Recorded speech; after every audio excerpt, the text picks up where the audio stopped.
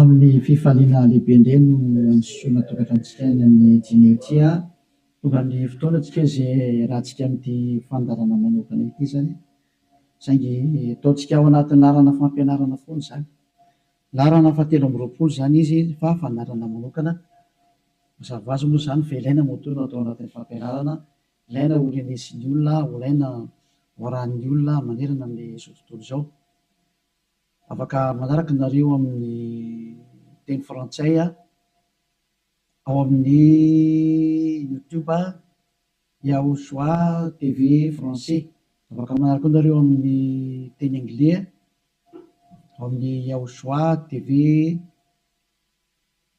Yava Yahosoa TV zay mihitsy rehefa sita anglais zay ny chinois zany dia Yava Yahosoa TV chinois reo moa zany ny langy azorana dia malagasy moa zany ao amin'ny Yahosoa TV malagasy afaka mahita ny ino moa zany ny fandarana ianareo avy hatrany aloha zany dia arikiva afaka metraka amin'ny teny hoe mpiara-tanana Dadamay Yava ho voninahitra ranomasina iariva afaka atsika saotra betsaka Dadamay any amin'izao fotoana izao izay ahafana manazava mampianatra ny olona ny fahamarinana ho voninahitra ranomasina ilay andro ny fahamaliana fametrahana ny fahamarinanao fametrahana ny voninahitranao taio izao teny izao Dadamala Yayava aroka ho hamarinanao mandrakariva ny teny ho voninahitra ranomasina isan'andro zany dia apetraka ho ampiara-tananao ny teny izay ambarako sy rehetra teny hozaraina amin'ny tsirairay avy ho fahafantarana ny olona ny fahamarinana dia ny fahamarinanao saotra betsaka Dadamala Yayava aho amin'ny anaranao Yahosoa no anaovana izany teny rehetra izany amen.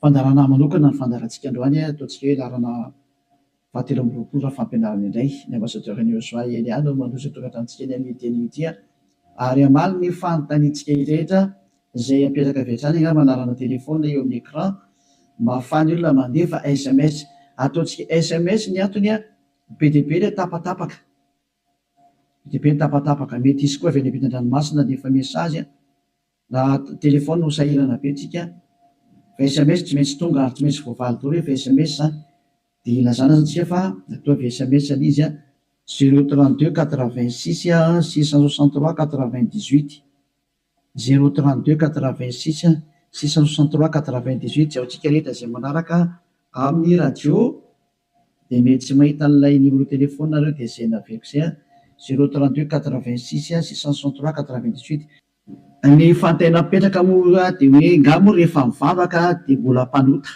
iza zany nampianatra an'izany teny izany izay moa zany ny lohateny ny fandarantsika androany izy moa zany milaza fa rehefa mpivavaka na hoe manaradia an'izany zanak'Andriamanitra zany dia mpanota ny dikan'izany afaka manota satria izay mihitsy moa zany ny tena iainan'ny olona sy arahan'ny olona mbola afaka manota mihitsy fa io zanak'Andriamanitra io rehefa maty dia noentiny daholo ny fahotana ary namelany fahotana izy tamin'ny izy maty teo amin'ny hazofijaliana ary ny dikan'izay dia afaka manota foana amin'izay ny olombelona dia moa zany ny tena zavain'ny olona rehetra manerana azy tontolo izao zany zay ilay mpanaradian'i Jesosy rehetrarehetra zay hoe afaka manota daholo ny olona rehetrarehetra ary izy afaka manota iny dia ny antony dia satria efa in'ilay zanak'Andriamanitra iny no ny fa mitondra ny fahotana sy ny karazany ka afaka manota intsony zany ataoko hoe tena Andriamanitra vendrana be mihitsy ny fampirezidan repoblika raha mbola misy saina noho izy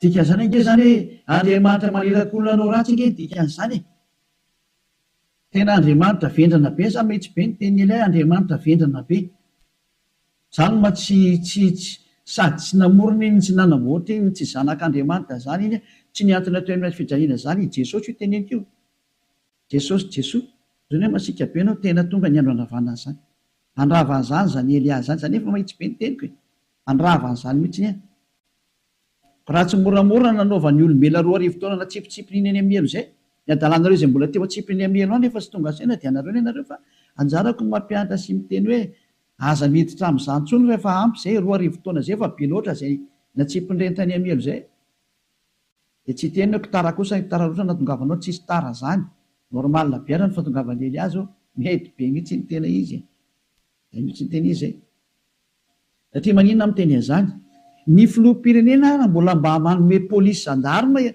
hiambina ny olona tsy hanao ratsy ary raha manao ratsy le olona tena gadrainy any am-ponja mihitsy nasiny ny tribonaly anaovana ny fitsarana ary mandefa olona any am-ponja ny mpanao ratsy dikan'izany tena mbola mandinika ny olombelona noho ny Andriamanitra tomponareo ary Andriamanitra tena manakotana fiarahamonina ny Andriamanitra nareo satria manirakolona anao ratsy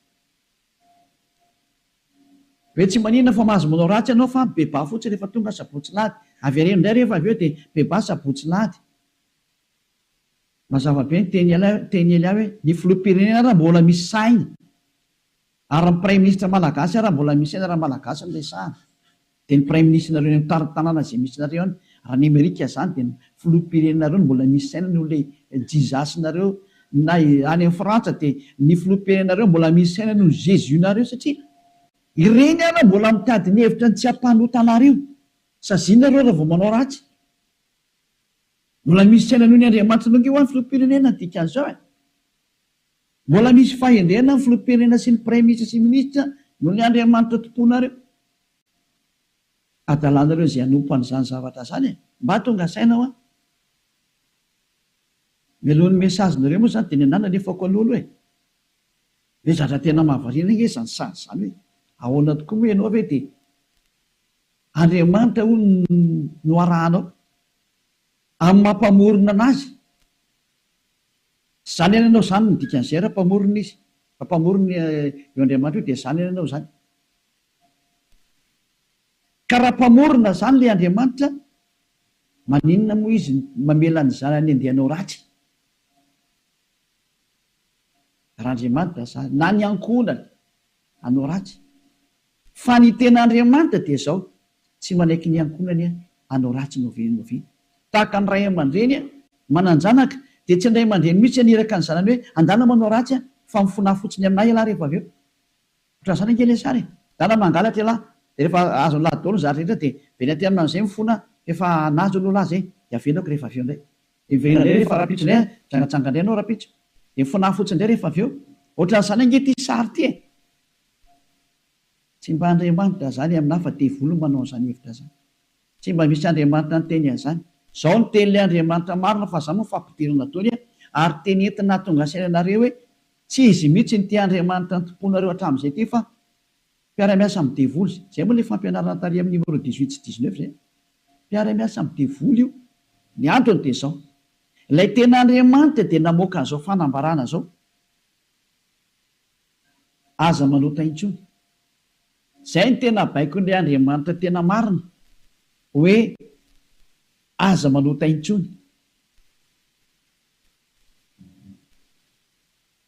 ka raha izay Andriamanitra tena marina zay ny namoaka an'izay baiko zay aza manota intsony zay ahoana moa zany ianao ny lasa mbola misy miteny hoe mahazo manota kambo fa nentin'ilay zanak'Andriamanitra ny fahotanao dia afaka manota anao fa mibebaka fotsiny rehefa avy eo tena zany rehefa te ny feon-demony ny teny izy ohatsy rehefa tsika ny histoiran'ilay vehivavy janga ilay vehivavy janga any dia zao rehefa nijangatsanga izy dia tratrany olona dia nomelohan'ny olona ary nandeha hovonora rehefa nentina teo amin'ny Jehosoa izy dia hoy Jehosoa hoe zay tsy nanota taminareo naoko hitorabato azy voalohany zany ny tenyilay zanak'Andriamanitra tena marina zay kanjo moa zany hiala daholo ny olona tsisy afaka nitorabato satria samy mpanota daholo dia izy amin'izay Jehosoa mantsy an'ilay olona hoe raha vehivavy eo nakaiza daholo ilay olona naiky hamonanao teo dia tsisy eo tsony tompoko tsy nisy nanameloko anao va dia tsisy io tsisy dia hoy Jehosoa hoe za koa tsy manameloko anao tsony teo zany le fanadiovana teo za tsy manameloko anao tsony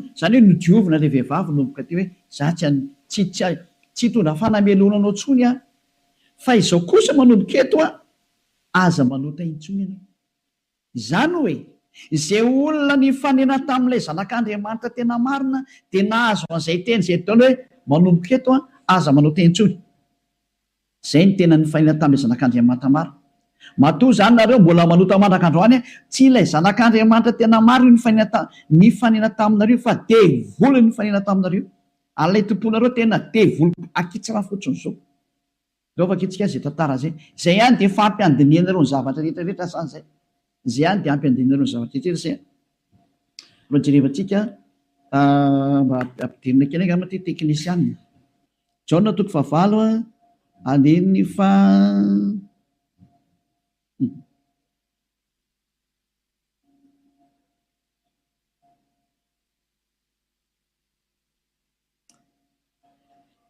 Jaona 9 andininy fa 7 ary raha nandre zany izy dia nivoaka tsiray hatramin'ny zokonjokony ka hatrany amin'ny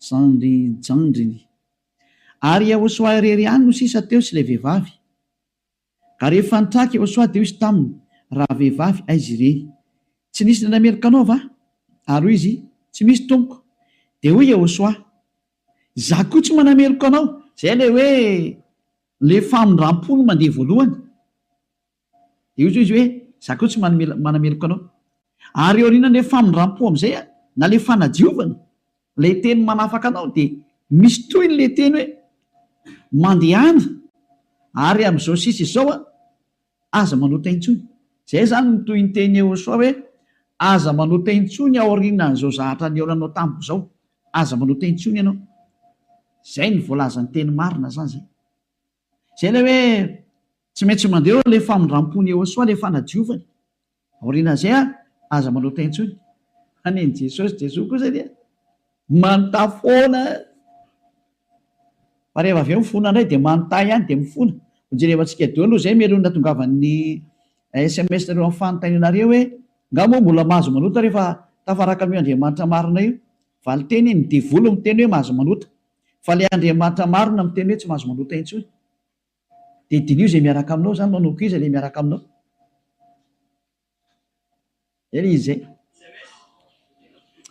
antsika aloha hitodika indray tsika any amin'ny teny manaraka indray indray tsika aloha hijery indray tsika aloha Jaona 5 Jaona 5:14 rehefa afaka izany dia hitany Yahosoa teo an-kianjan'ny tempoly raha lehilahy dia hoy izy taminy ino efa sitrany ianao aza manota intsony fa andraho anjoanao zay ratsy nohony teo teny faharoa navoaka ilay tena zanak'Andriamanitra tena marina izay hoe mba tsy anjoanao ny ratsy nohony teo dia aza manota intsony ianao zany hoe zay olona ny fanena tamin'io Andriamanitra marina io zany ilay zanaky ny avo indrindra ilay tena izy dia ny tenenany hoe aza manota intsony fa andraho anjoanao ny ratsy nohony teo aza manota intsony fa andraho anjoanao ny ratsy nohony teo zao ny voalazana soratra masina ato hoe aza manota intsony fa andraho anjoanao zay ratsy nohony teo izany hoe mazava be zany ny tenin'ilay zanak'Andriamanitra fa rehefa tafaraka aminy dia tsy mahazo manao ratsy intsony zay zany le tena tafaraka amin'io zanak'Andriamanitra io tsy manao ratsy intsony nao tsika aloha etsy teny manaraka indray tsika aloha roa zany zay ny ahitantsika hoe tena tsy mahazo manao ratsy tafaraka amin'io Andriamanitra io zany vaketika indray ny Jaona 1 dao ndraiky itsika mbola hijery teny hoe ahoana marina ny teny io zanak'Andriamanitra io hoe mety ve le manota zany andao hidirantsika indray amin'ilay Jaona 1:1 ato indray tsika fa ity ny fefenan'izy menakavy ao amin'ny 9 ato daholo Jesosy ny miafina ty ny fefenan Jesosy ty Jesosy tena zahatra tena tsy izy mihitsiny Jesosy Jesoa ity ny afenany Jaona 1:1 mihaino daholo zany Jesosy menakavy amin'ity teny ity raha hoy isika tsy manana ota isika dia mamita tena ary ny marina tsy ato anatintsika zay zany aloha zany ny teny voalohany zay hoe raha tsy manana ota ny ontsika dia mamita tena ary ny marina tsy ao anatintsika fa raha miaiky ny fahotantsika isika dia matoky sy marina izy ka mamela ny fahotantsika sy manadio antsika ho afaka amin'ny tsy fahamarina rehetrarehetra zay dia toy izao kany raha hoy isika tsy nanota isika dia mampandainga azy ary ny teniny tsy ato anatsika dia io faran'io mitazomo zareo amin'izay hoe raha hoy isika hoe tsy nanota isika dia mampandainga azy ary ny teniny tsy ao anatsika tazomin'ny Amerikanina io frantsay ny anglisy ny alemaina malagasy ny afrikanina rehetra zao tontolo zao dia miara-mitazana io teny io ka miteny hoe tsy maintsy manota ony araka ny tenin'ny apôstôly John. Ary raha ohatra ny sanatrehan'izany apôstôly John tokoa nampianatra an'izany, efa any amin'ny elo John mizoatsika amin'ny teny zao ary mitony kitoza araka ny teninareo. Raha tena izany tokoa ny tia nitenenina tamin'io. Raha i John no nitarika ny olona hanohitra ny tenin'ny Jehosoa, ilay zanak'Andriamanitra tena marina, ka ny teny zany John zany nanohitra ny tenin'ny Jehosoa le hoe aza manota intsony fa andrao anjoanao ny ratsy noho teo. Ka i John indray no miteny hoe mahazo manota ka moa fa raha tsy mpanota dia mampandainga an'Andriamanitra nareo. Dia miteny aminareo fa efa any amin'ny elo John mizoatsika amin'ny teny zao. Ary mahitsy be ny tenin'ny ely hafa tsy sangina mihitsy izany teny zany. Any amin'ny elo John na hoe Ioanana. Satria navita nanohitra ny Jehosoa, ka zay manohitra ny Jehosoa na apôstôly na iza na anjely na iza na fanahy masina na fanahy iny, any amin'ny elo zay manohitra ny Jehosoa. Satria ny tenin'ny Jehosoa dia tenin'ny dada Yahva. Tahaka ny Elia tsy manohitra ny tenin'ny Jehosoa mihitsy.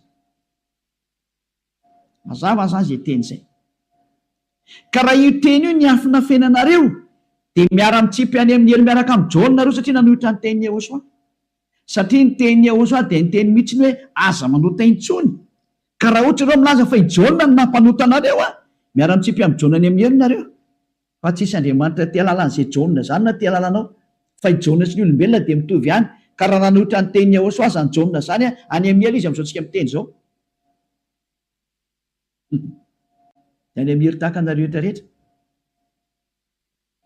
Dahora jerevantsika le fandehan'ilay teny azy. Inona tonga ny John ny teny an'io? Ny olona izay mbola tsy tonga amin'ny Jehosoa, raha izy no miteny hoe tsy manana ota za, dia mamita teny izy ary ny marina tsy ao anatiny. Izay ny dikan'ilay aty amin'ny 9:9 sy 10 hoe raha hoy isika tsy nanota isika dia mampandainga azy. Satria ny olona rehetra tokoa dia tena mpanota daholo. Ary ny tenin'Andriamanitra dia milaza mihitsy fa ny olona dia mpanota. Samy nanota izy rehetra ka tsy esy manana ny voninahitra avy amin'Andriamanitra. Reny le izy reny.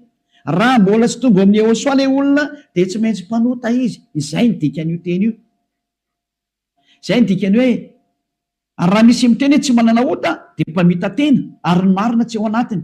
Satria ianao raha mbola tsy tonga amin'ny Jehosoa dia tsy maintsy mpanota ianao. Ary zany ny ilazana amin'ny Jesosy dia olona miaraka amin'ireny fa olona mpanota ireny satria tsy mbola tonga aty amin'ilay tena izy. Fa ao amin'ilay pisoloky nareo no nandeha. Dia hoy ilay pisoloky mahatsinareo hoe mpanota nareo. Pisoloky io tsy niantona teo amin'ny fijaliana zao fa zatra mpamitaka io.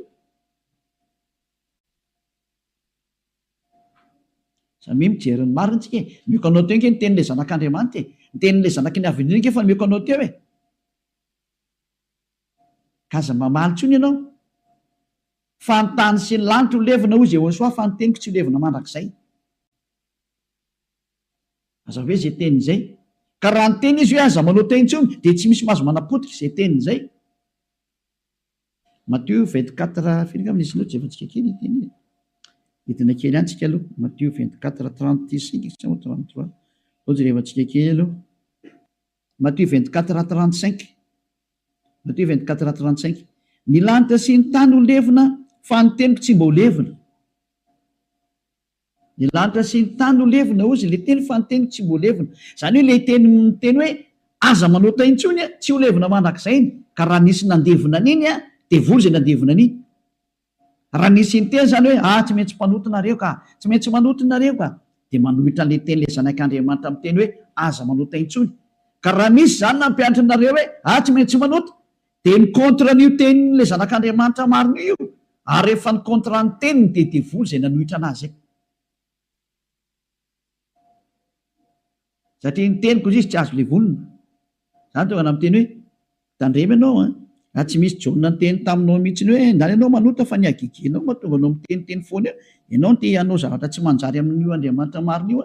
Ianao no te hanao ratsy ihany dia ilay Andriamanitra marina no endrikendrehanao. Daholo aloha tsika anaraka an'ilay teny zany. Ohatrany ohatra mafimafy be ny teninao ambassadeur. Tena tsy mafy zany. Raha ny mora indrindra tokony renisy ny sofinao zany fa tokony mafimafy noho zany no tokony hoeninao satria be izay nahadalana nataonareo izay hoe tsy hoe verina rehefa faly aminareo Andriamanitra tokony fampianarana io.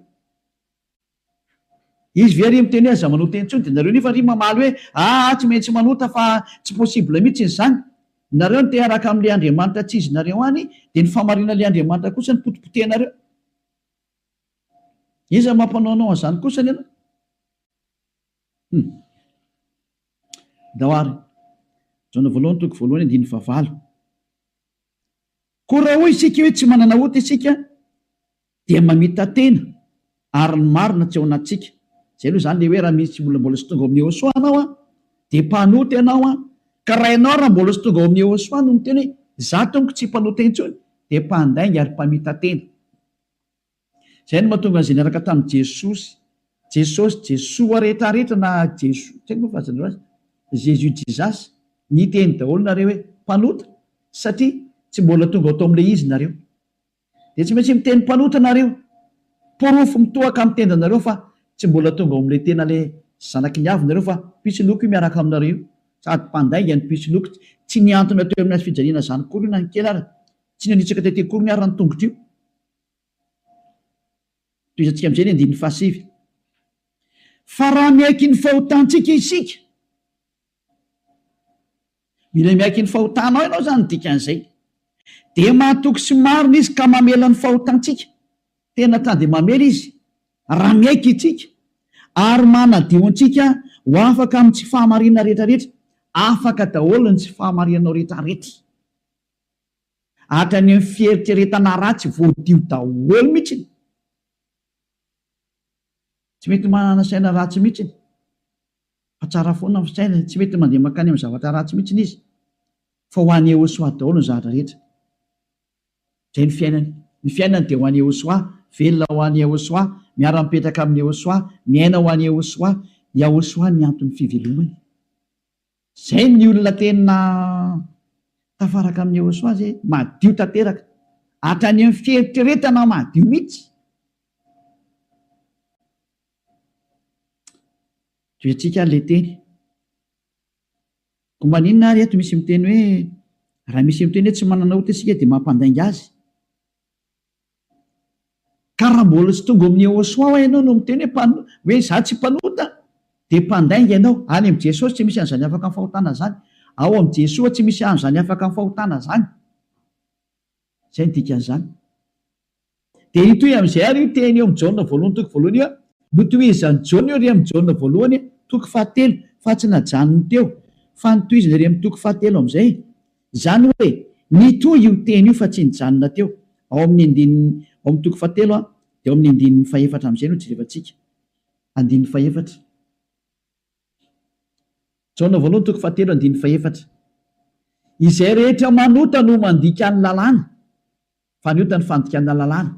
Zany hoe ny olona zany rehefa nandika an'izay teny Ôsoa zay aza manota intsony ka ianao milaza fa mpanota de efa nanota ianao zany dikan'izay aloha fa fanaporofona rehefa nandika ny teny Ôsoa ianao de efa mpanota ianao zay.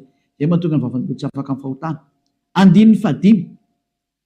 Fantatrareo anefany fa izy no naseho anaisitra ny ota. Io ara le teny nanaisitra ny ota ary izy ary tsy mba misy ota mihitsy ao aminy. Zany hoe rehefa ny olona zany no tonga ao aminy de tsy misy ota mihitsy ny ao aminy. De toy izy amin'izay ary ny 9:9. Izay rehetra mitoetra ao aminy ara dia tsy manota. Niza zany tafaraka amin'ny Ôsoa de tsy manota intsony. Zay ny tena ny tenen'ny Jaona zay. Ary taorian'ny fananarany tarikatra amin'ny Jaona voalohany toko voalohany 9:9 de nitsindriny amin'izay ny teniny fa rehefa tonga ato amin'ny Ôsoa kosa nareo de tsy manota intsony. Ary zany hoe raha mbola sy tonga amin'ny Ôsoa nareo dia mpanota nareo. Rehefa tonga ato amin'ny Ôsoa kosa nareo tsy mpanota intsony. Zany mampiseho miariary mihitsy fa mpamitaka sy mpandainga iny Jesosy iny. De iny Jesosy mandainga io. Adalanao zay te hiaraka amin'izany Andriamanitra mampandainga sady mampandainga ny Andriamanitra marina ary misy loko ny asany ary nandefanareo any amin'ny hery. Adalanao raha mbola hiaraka amin'izany ianao safidinao moa inoko. Raha tsy hoe amin'ilay miaramila ny devolika ianao dia naika an'izany famononanao zany fa raha olombelona normal mahaino any hery amin'ny teny tonga saina daholo ary tsisy manaiky fitahana intsony. Adino meko anareo ny fanaporofona.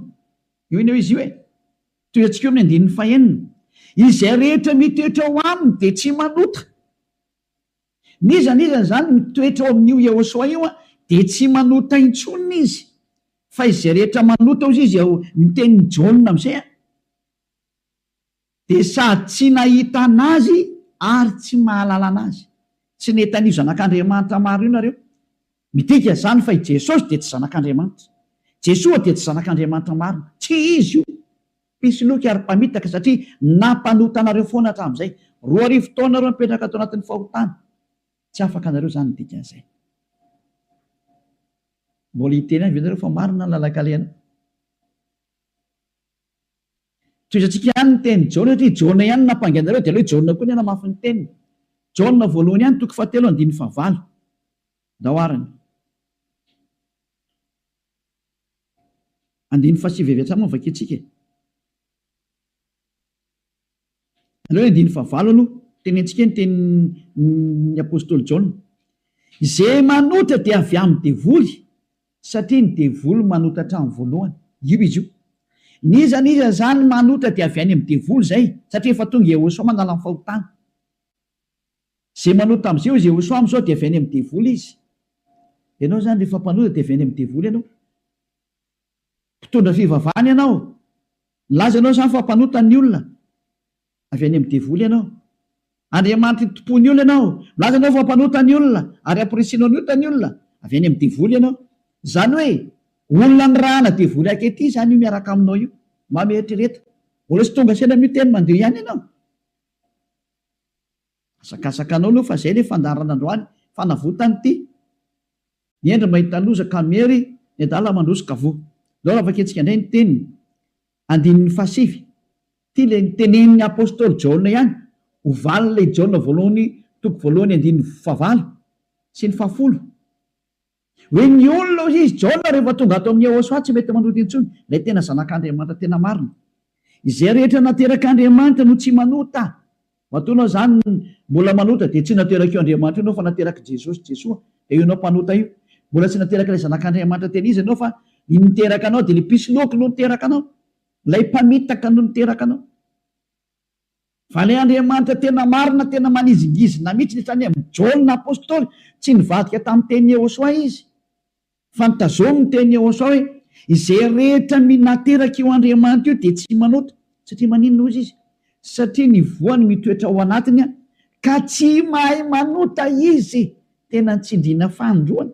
Tsy mahay manota izy. Fa maninona hoy satria nateraka Andriamanitra. Izy zany nateraka io Andriamanitra io dia tsy manota intsony. Fa izay nateraka ny devoly io manota foana ary miteny hoe tsy maintsy manota sy ny karazana. Devoly ny rainy. Soratra masina daholo miteny anio tsy misy nidirany Elia mihitsy ny zanona kely fa samy soratra masina tsy rehevatsika ary konfirmeny Elia mihitsy ny teny ilay zanak'Andriamanitra marina ilay maty teo amin'ny azy fijaliana hoe aza manota intsony. Zay ny tena nyteneny ao anatin'ny baibolinareo zany teny zany. Ao anatin'ny baibolinareo zany teny zany fa tsy zany namorona. Andana vakeo efa fanomeko tarihan'ny voavonanomboka ny fandarana. Ao anatin'ny baibolinareo ilay izy. Ary rehefa avy eo dia nitsindrin'ny apôstôly amin'izay zany teny indrindra zany. Mbola nampiny ao amin'ny Jaona voalohany 5:5 mbola nampiny teny akaiky indray 9:9. Jaona voalohany 5:18 ty indraiky ny teny manaraka. Jaona voalohany 5:18 mbola nitsindriny Jaona daholo ny teniny. Io zany tsy Jaona akory no makany amelo sanatria zany fa ianareo no makany amelo izay nanendrikendrika ny Jaona. Nanendrikendrika ny apôstôly Jaona salary Saolina salary Ioananina. Ianareo izay nanendrikendrika anazy mitsipy makany amin'ny elo fa tsisy satria tena niteny mihitsimihitsiny. Ty nefa naporofona manaraka. Mbola Jaona ihany no teny aty. Fantatsika fa izay rehetra nateraka Andriamanitra dia tsy manota. Fa izay nateraka Andriamanitra dia miaro ny tenany ka tsy mikasikazy akory ilay ratsy. Tsy azo ny devoly kasihana mihitsy ny olona miaraka amin'io Andriamanitra marina io. Izay nateraka io Andriamanitra io. Matoa ianao mbola mpanota nateraka devoly ianao. Izay miaraka aminao zany mpiara-miasa amin'ny devoly ny dikan'izay.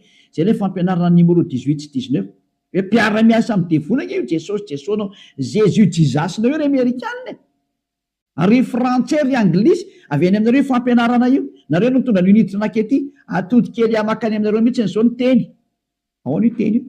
Nampianaranareo dao zao tontolo zao lasa mpanota. Ahoana? Pozinareo ny olona.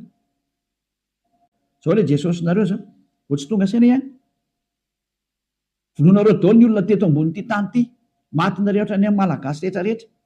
nampidirina ireo zava-dosany teto amin'ny tanin'ny malagasy, tany amin'ny tanin'ny frantsay, tany amin'ny tanin'ny anglisy, izy tompony ihany moa zany. Andriamanitra tsy izy natsofoko ny tena ampalahelo be le sary misy velantsika any zany rehetra zany, fa ny eny reo mahita losaka meny ny adala mandrosika voe toy antsika amin'izay ny teny ary tia nentiko amarana anazy dia afaka miditra daholo amin'izay tsika amin'ny mesazy satria efa 37 minutes izay ny resako dia afaka miditra daholo amin'izay nareo araka ny bokin'ny misy ny Hebreo toko 10 andininy 420 ho an'ireo izay milaza fampanota na hoe mifona dia mivavaka dia mifona dia manao ratsy dia mivavaka dia manao ratsy dia mifona moa manao ratsy dia mifona dia manao ratsy dia mifona. Ity ny tenin'Andriamanitra nomena anareo ho an'ilay olona manao an'izany adalana minimanota zany nampianaran'i Jesoa anareo. Jesosy dia jereo zava-doza amina tambo tena fanohitra amin'ny soratra masina mihitsy ny teny izy dia hoe tena devolona mpianatra anareo an'ity resaka hoe tsy maintsy manota ity nareo ny tsy afaka dia ilay Andriamanitra marina ny endrika andianareo ny teny demono ny tazominareo izay koa ny tena point ambony indrindra ato amin'ity fiarahan'Andriamanitra ity satria Andriamanitra io tsy mihaino mpanota ka le manafaka anareo amin'ny fahotana mihitsy tsy ekeny hatramin'ny farany mihitsy tsy eken'ireo devoly ireo ary izany ny fampianarana alefan'i Jesosy aminareo Jésus hoe aza tao afaka amin'ny fahotana mihitsy ny fa io no tena sakafon'ny zareo satria raha vao afaka amin'ny fahotana tafaraka amin'io Andriamanitra io avy hatrany ataony tsy afaka ao mihitsy nareo satria sady mpandainga ny mpangalatra ny mpisoloky ny mpiteny ratsy ny mpanao teny vetaveta tsy haiko intsony izay ataonao rehetrarehetra any izany ny faratsianareo.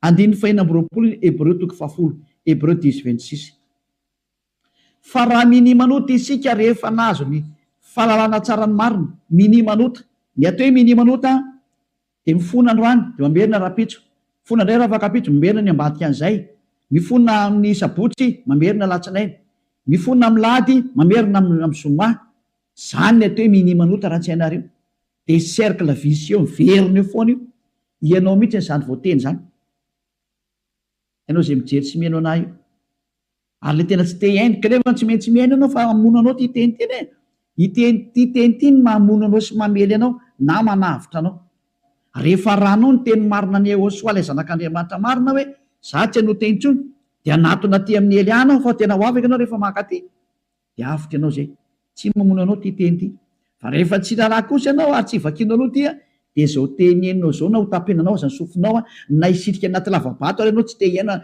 alefanao anatin'ny tany leonao ohatra ny Aotrisy mamono anao foana ty teny ty tsy afaka eo mihitsy ianao ninina ho ataonao teny marina nge ty ao anatin'ny baibolina nge ty daoarany raha minimanota isika rehefa nahazo ny fahalalana tsara ny marina dia tsy misy fanatitra noho ny ota intsony tsy misy fanatitra ho anao intsony ndre mandeha ihany zany ianao mahazo ny famindrampo io dia ny aoriana izay tenin'ny famindrampo izay ohatra nataon'ny Yehosoa hoe za tsy manameloko intsony na hoe natao batisa atao amin'ny Yehosoa anao dia afaka zay le tena izy zay dia ozy amin'izay le zanak'Andriamanitra marina hoe tsy misy fanatitra noho ny ota intsony fa fiandrasana mahatahotra andiny 7:20 amin'ny fitsarana ho tsaraina ianao zany ary fahatezerana mirehitra izay andaniny fahavalo rehetra kosa lasa nivadika fahavalo ianao ny olona minimanota sy mpanota zany dia fahavalon'io Andriamanitra marina io ary miomana ianao amin'ny fandorana anao ary miomana ny any amin'ny fitsarana izay milezana anao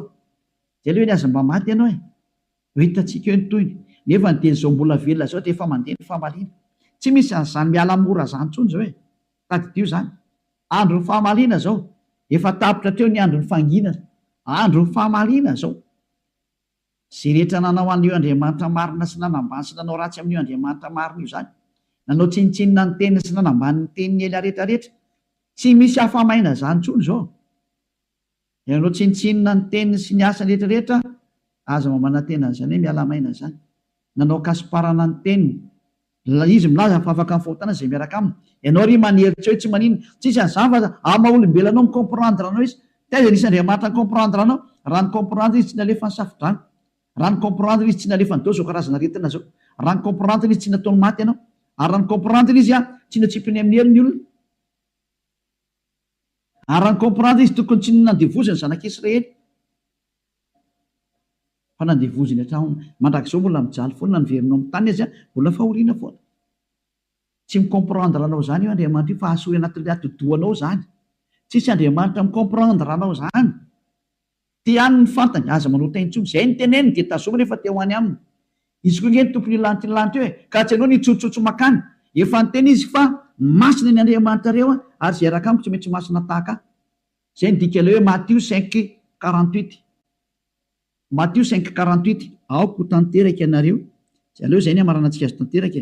Matthieu dia afaka miditra amin'izy nareo amin'ny mesazinareo mba hafahany be sy ny maro tafiditra daholo dia amaliko anazy.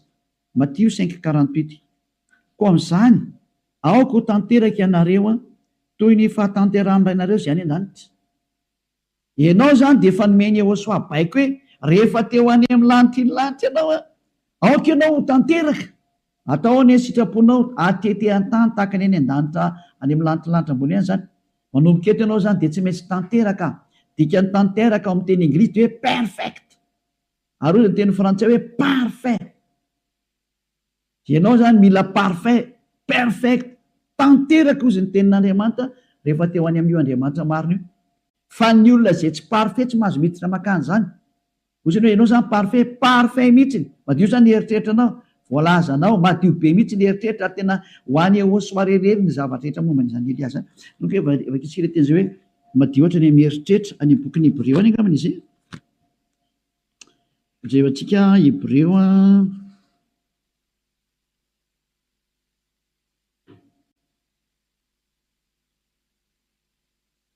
tsy le mainka fanirany Yehosoa zay manaty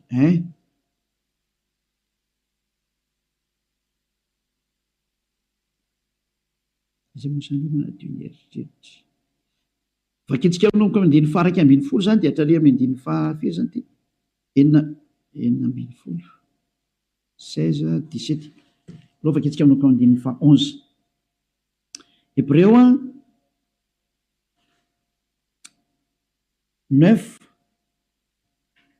dia manomboka andiny faha 12. Fa Yehosoa kosa Hébreu 9 manomboka amin'ny 11 ka hatramin'ny 17 eo na 18 angamba vakitsika eo daholo.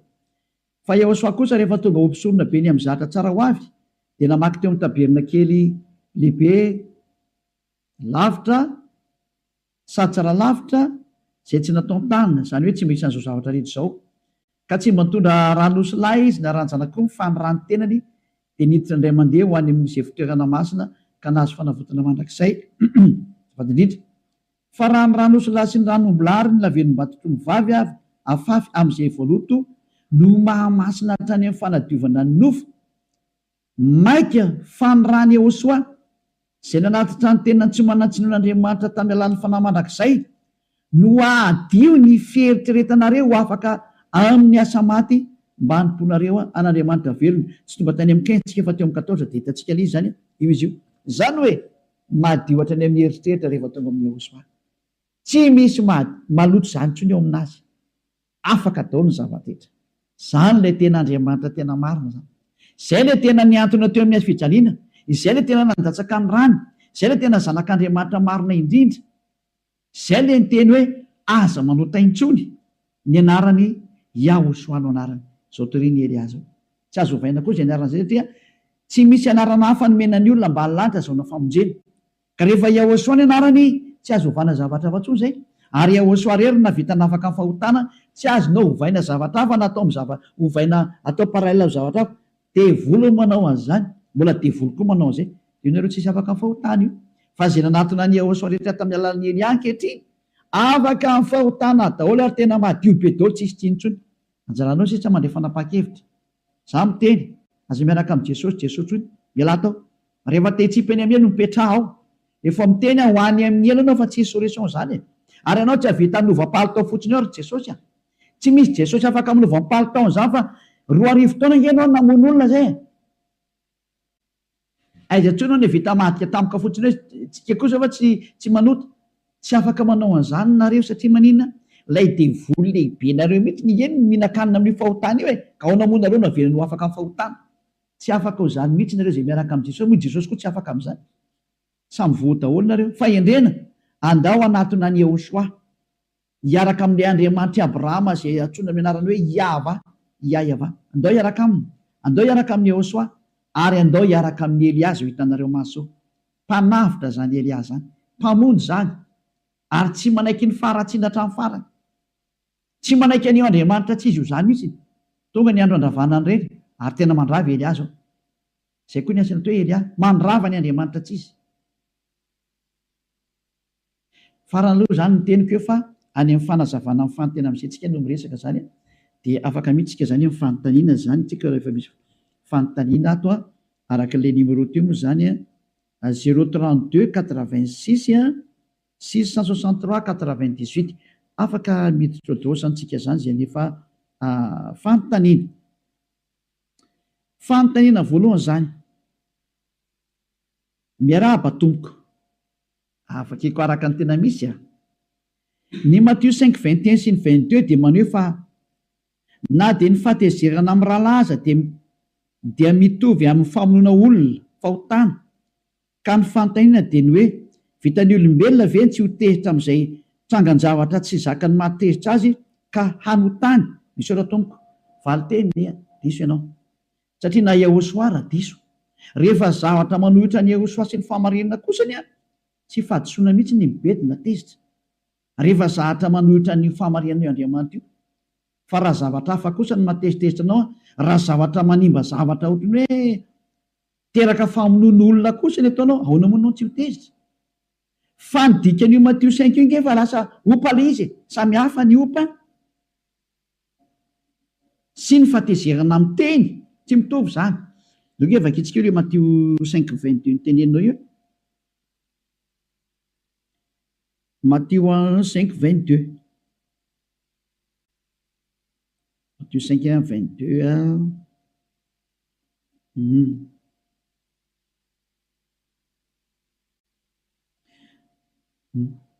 tsy mbola 22 ty hitantsika ty milaza atoato izy zany sao. Matthieu 5:22 hitantsika ry, fa izao kosa milaza aminareo hoe zay rehetra tezitra amin'ny rahalany dia mendrika hoenona amin'ny fitsarana, ary nazovina no amin'ny rahalany hoe olom-pony ianao dia mendrika hoenona eny amin'ny sinajona, ary nazovina hoe foky alahy dia mendrika ho ao amin'ny elo mirehitra. Io zany hoe fanehoana le hoe ny atezeran'ny olona ka manao olom-pona na hoe manao foka ialahy dia tsy mety daholo ihany zay. Fa ny arian'ny voalohany kosa miteny hoe ty moa zany hoe fanaratsiana ihany koa, raha misy tezitra amin'ny rahalany dia mendrika elona amin'ny fitsarana. Misy lolokely nalidina teo. Raha misy raha misy tezitra amin'ny rahalany dia mendrika elona fitsarana. Inao moa zany tokony hampatezitranao amin'ny rahalany tokoa raha. Za koa raha mametraka fanontena amin'izay rehetra miteny hoe tezitra amin'ny rahalahy, ma misy dikany matoa tezitra, Yahosoa ho tezitra. Yahosoa impiry tezitra tamin'ny mpianatra, impiry ny teny tamin'ny mpianatra lasa mandeha rehefa tsy araka amiko, impiry ny bedin'ny fariseo, impiry ny fariseo moa dia tratra ny teny mihitsy hoe fasana amin'ny lalitra fotsy, biby lava taranakiny mena rano, olona tezitra angizy satria rehefa mpanao ratsy azo atao ny mitezitra aminazy. Fa raha ohatra hoe olona tsy maninona anao ny rahalanao nefa ny tezeranao kosany tsy mety zay. Ireo tezitra amin'ny rahalany dia mendrika hoelona satria anao tsisy antony tokony hitezeranao aminazy, ahoana moa anao ny tezeranao izy. Fa raha motifa hoe any amin'ny fanoherana an'Andriamanitra, fanoherana ny tenin'ny dada Iavasy Yahosoa no mahatonga ny fahatezerana, mety be mihitsy. Tahaka ny Yahosoa zao nozon'ilay aviavy satria tsy nisy voany teo aminy, tany dia nozoniny, tezitra ngeziny dika za matononoziny. Satria maninona? Raha tokony tonga eo Yahosoa mahita anazy tsy mamokatra, tsy mety amin'ny Yahosoa zany. Ary natao hamokatra ny voankazo, rehefa tsy nanomboka mokatra, nozoniny, maty ilay voankazo. Tsy afaka hitena hoe ianao zany mendrika ho elona satria nanozona ilay aviavy, tsy azonao atao zany. Satria tsara ny tokony hita teo fa ratsy ny navokany mety ny fahatezerana. Dia zay ny dikany hoe raha misy mitezitra amin'ny rahalany dia mendrika ho elona, raha tsy misy antony ny tokony hitezeranao aminazy meloko anao. Fa raha ohatra ka misy antony tsara hitezeranao aminazy azo atao zany. Zay natonga ny apôstôly teny hoe tezera fa aza manota, tandremo za maka ny fahotana le fahatezeranao. Fa azo atao tsara no mitezitra, fa mipetraka tsara hoe nanao ny tsy mety ty olona ty dia azo atao no mitezitra. Fa tsy hoe tezitezitra fa tany amin'ny olona any ianao. Mazaka ama zay fanazavana zay. Raha misy tsy mazava dia mbola afaka mametraka fanontaniana nareo fa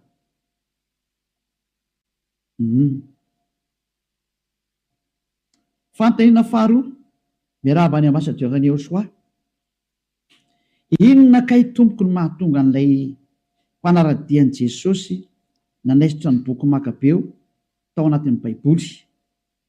Satria ao mantsy misy manazava tsara ilay Antiochus Epiphanina mifanojo amin'ny fankalazain'ny mpanaradian'i Jesosy ny naterahany.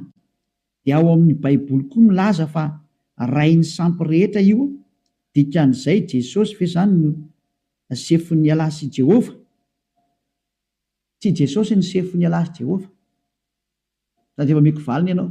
Fa Jesosy dia iraka na devoly hanapotika fotsiny ny fivavahana amin'ny alalan'ny Andriamanitra Abrahama. Tena fotsiny zao ny olona tsy araka amin'io Andriamanitra io. Planina na devoly zany satria io Jesosy io dia tena kinga be amin'ny fanodinana sain'ny olona amin'ny fivavahana amin'ny Andriamanitra tsy izy.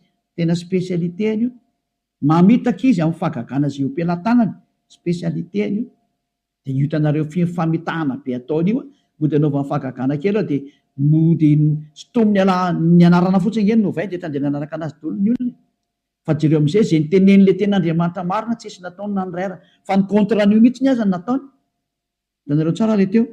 Ao raha vekentsika amin'izay ilay teny hoe maninona izy misy teo. Inona ke tompo natonga ny mpanaradian'i Jesosy nanaisitra ny boky Makabeo? Ny boky Makabeo indray ao anatin'ny Baiboly Katolika ka manaradian'i Jesosy koa nefa andreo ne. Satria Jesosy ihany Jesoa. Fa ny protestanta no nanaisitra an'ilay boky Makabeo satria izy tsy mety amin'ny zareo zany izy. Fa boky takan'ny boky rehetra io. Ao ny tantaran'ny Antiochus IV Epiphanina. Izay midika fa ny 25 Desambra dia andro naterahany Antiochus IV Epiphanina izay ankalazain'io rangahy io foana isaky ny 25 du mois. Tamin'izany fotoan'izany zany mifanindry tsara amin'ny Desambra izy. Dia misy ny aladin'ny Epifania rehefa avy eo. Efa tapitra ny taom-baovao dia misy ny aladin'ny Epifania. Ianaran'ilay rangahy Antiochus IV Epiphanina. Nanao amin'izany zatra mahavariana izy. Hitondrentsika amin'ny fantena fahatelo miarabanao. Rehefa mino fotsiny fa Jesosy ilay zanak'Andriamanitra dia ampy izay. Satria na iza anarana iantsonana azy dia mety foana fa ny finoana hoe zanak'Andriamanitra dia izay ny zava-dehibe. Apetraka aminao ilay fantena hoe atao hoe devoly ary ny anarany, atao hoe satana ny anarany dia hitantsika ny toyiny eo. Mety aminao izay. Atao hoe ragidro ary ny anarany fa ragidro ny atao hoe zanak'Andriamanitra. Mety aminao izay. Atao hoe saka ny anarany. Hoe ty saky ty natao hoe zanak'Andriamanitra. Mety aminao izay. Homenanao ny valiteny. Zany natao hoe tenin'ny demony daholo zany. Ajanona amin'izay fa tsy mety intsony. Tsy azo atao mihitsy izany hoe rehefa mino fa Jesosy zanak'Andriamanitra ka tsiroa ny zanak'Andriamanitra. Zay no dia efa diso ianao. Tsy izy Jesosy zanak'Andriamanitra zany. Misy loka iny. Ny zanak'Andriamanitra dia Yahosoa. Satria Jesosy niaraka tamina Jesoa tsisy afaka amin'ny fahotana na ray aza.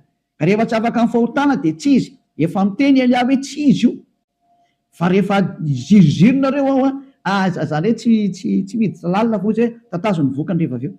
Fa misy vokany amin'izay io tsy misy zahatra mandeha ho azy tsony eto amin'ity planeta Terre nareo ity. Efa teneniko izy. Fa matoa izao fampianarana zao mandeha amin'izay ary tsy manaiky tsony. Misy antony io. Tonga ny tompon'ilay teny ary tsy manaiky tsony ny tompon'ny teny, izay ny dikan'izao sary zao e. Iza ilay tompon'ilay teny? Ilay Andriamanitra Abrahama ny tompon'ilay teny. Yahveh no anarany, ary ny zanany dia Yahosoa. Tsy ekeny intsony ny fanazimbazimbaina ny anarany sy ny voninahiny. Raha izy ny tokony hankofana sy andoliana, ka Jesosy no dia andolianao fa tsy Yahosoa sy dada Yahveh. Dia miomany ianao fa hamely anao amin'izay ny fahamarinana sy ny fahamasina sy ny voninahiny. Meko anao tsara ny vany. Hamely anareo, hamely anao ny fahamasina sy ny voninahiny satria efa nampitandremana ianao fa ny avinavina ary tsy ny raharaha ianao nampitondra fivavahana na 4 miliara isanareo. Tsy mikonty eo anatrehan'io Andriamanitra Abrahama io ny mahamiliara anareo. Fa rehefa teritra tamin'ny zanak'Israely izy dia naripany dia nataony sesitantany amin'ny tany rehetrarehetra. Avy ihany izy miteny hoe ao averiko ihany nareo saingy ratsy ny fiafarana. Verina tao amin'ny tany ihany Israely mbola tomonony amin'ny teniny. Dikazay aza sangina eo anaran'io. Tsy anareo kory ny andeha madibadika anaran'io Andriamanitra io. Mba mialana izany toetr'izany fa tsy mety izany e. Zay hoe raha efa mino ianao fa Jesosy ilay zanak'Andriamanitra ka tsisy an'izany. Efa miteny Elia aza mino an'izany fa tsy io zanak'Andriamanitra. Tsisy Jesosy zanak'Andriamanitra zany fa mpampanota anao io. mpanipy olona any amin'ny elo zany Jesosy zany raha tsy ianareo. Iraka ny devoly izy anipy anareo any amin'ny elo hamitaka anareo. Ny raha ny ianao le tenin'Andriamanitra ny zavaiko teo nareo dia mahafantatra tsara fa tena tsy izy kosa io. Izy no milaza fa tsy mpanota ny tena marina mandrakandro dia mbola misy tohiny. Ny tianao ve zany samy manova ilay anaran'i Jesosy hoe Yahosoa daholo fotsiny dia vita? Non. Ny tiako voalohany dia zao, mialamy Jesosy fa mpiara-miasa amin'ny devoly. Tsy atao hovaina Jesosy, hovaina Yahosoa fotsiny ilay anarana. Non. Fitaka na demonia zany teninao zany. Fa ny ataonareo dia zao, rehefa resy lahatra nareo, fantaro fa nanipy anareo any amin'ny elo iny Jesosy iny, iny Jésus Jisasy iny. Mpanipy anareo any amin'ny elo iny. Miala amin'iny voalohany indrindra. Ary rehefa miala amin'iny, tapa-kevitra miala amin'iny, manatona ny Yahosoa amin'izay nareo. Ary rehefa manatona ny Yahosoa misy dingana rana fa tsy alefalefa fahatany koa io. Mila manatona ny Elia nareo ary manao batisa vao mety io. Zay ny lalàna mantsy hoe ataovy mpianatra ny firenena rehetra. Rehefa avy nampianarina nareo dia atao batisa. Ka Elia no nampianatra anareo. Elia mazava ho azy izy manao batisa anareo. Lalàna nge zany e. No ke vakintsika izay lalàna zay. Matteo 28. Tsy maintsy arahanao ny lalàna fa tsy haiko ny ho vaovaina fahatany fotsiny hoe ny tianao ve zany dia manova an'io. Manaraka lalàna mba ho tonga lasa tsy manota intsony. Satria tsy afaka mandray ny fanahy masina le mahatonga anao tsy hanota intsony ianao raha tsy manaraka ny lalàna an'io Andriamanitra io. Miaraka amin'ny Yahosoa sy dadambala iavahanao, manatona aty amin'ny fanjakana masina misy an'i Elia ianao. Dia rehefa resy lahatra ianao manao an'izany dingana zany dia tsy maintsy mandeha amin'ilay batisa amin'izay ianao. Zay vao avitra. Rehefa tsy mandeha amin'izay tsisy ninina azonao raisina intsony. Matteo 28:19. Koa mandehana ianareo dia ataovy mpianatra ny firenena rehetra. Dia io tsy azo ovaina ny teny nefa ianao ary manova vavaha Kristy no misohatra ao dia ovainao hoe ovainao. Dia aza mitsara mba tsy ho tsaraina. Iza tena mitsara ary tena mpitsara mihitsy ny ara-ty hitanareo ity. Mpitsara anareo olombelona ary mpitsara ny fanahinareo. Lehibe ny mpitsara ao amin'ny lanitra ny lanitra. Mety aminao zany tsara, tsy mety aminao zay ny marina. Ny aza mba azonay ianao ny fitsarana. Ianao efa miteny. Tsy hoe iza ny azonao, ianaoko. Ny fanahinao zao raha mahita an'izany Elia zany maniry be mihitsy mba ho eto any aminao zay Elia. Sainginy amin'ny avinavina anao. Zao avetsika ny teny. Ianao milaza fa tsy azo ovaina ny teny nefa ianao manova Kristy. Tsy tiako miteny an'ilay Kristy, tsy hoe ratsy ilay teny. Fa efa naharatsianareo ilay izy. Ny dikan'ilay Kristy lasa niraikitra tamin'ny anarana hoe Jesosy nefa ratsy lasa Jesosy Kristy. Dia simba daholo ilay anarana no nanaovanareo anazy. Dia aleon'ny Elia ny safidy an'ilay tena teny gasy hoe Yahosoa ilay voaositra. Tsy azonareo lotoina moa iny. Satria tena ny Yahosoa sy ny malagasy. Ity ny teny tena famonjena ao amin'ny malagasy. Yahosoa ilay voaositra. Yahosoa nom propre tsy azo ovana. Fa ilay voaositra kosa natokany Elia ho anazy. Yahosoa ilay voaositra. Izy ilay voaositra Andriamanitra ho tonga amin'izao tontolo izao hamonjy azy. Ka tsy tiako miantso an'ilay Kristy satria efa naharatsianareo loatra taniaraka tamin'ilay Jesosy izy ka tsy mety aminay. Fa aleonay miantso an'ilay malagasy pura mihitsy ny hoe Yahosoa ilay voaositra. Na hoe Yahosoa le élu raha ny amin'ny français. Na hoe Yahosoa le chosen raha ho any anglais. Fa le Kristy mantsy efa lasa grika moa le Jesosy grika. Jesosy Kristy anarana grika be daholo zany dia tsy tenay miaraka amin'izy intsony. Elia no nifidy hoe ity antsoina fa aza miaraka amin'iny anarana io fa noton'ny olona loatra iny. Simba loatra le anarana any. Dia ataovy amin'izay hoe Yahosoa le voaositra. Ka ilay Kristy koa tsy anarana nom propre fa diso ianao. Fa ny anarana nom propre dia Yahosoa ary ny dikan'ny Kristy dia izay nyteneko teo izay hoe amin'ny teny gasy izy hoe voaositra.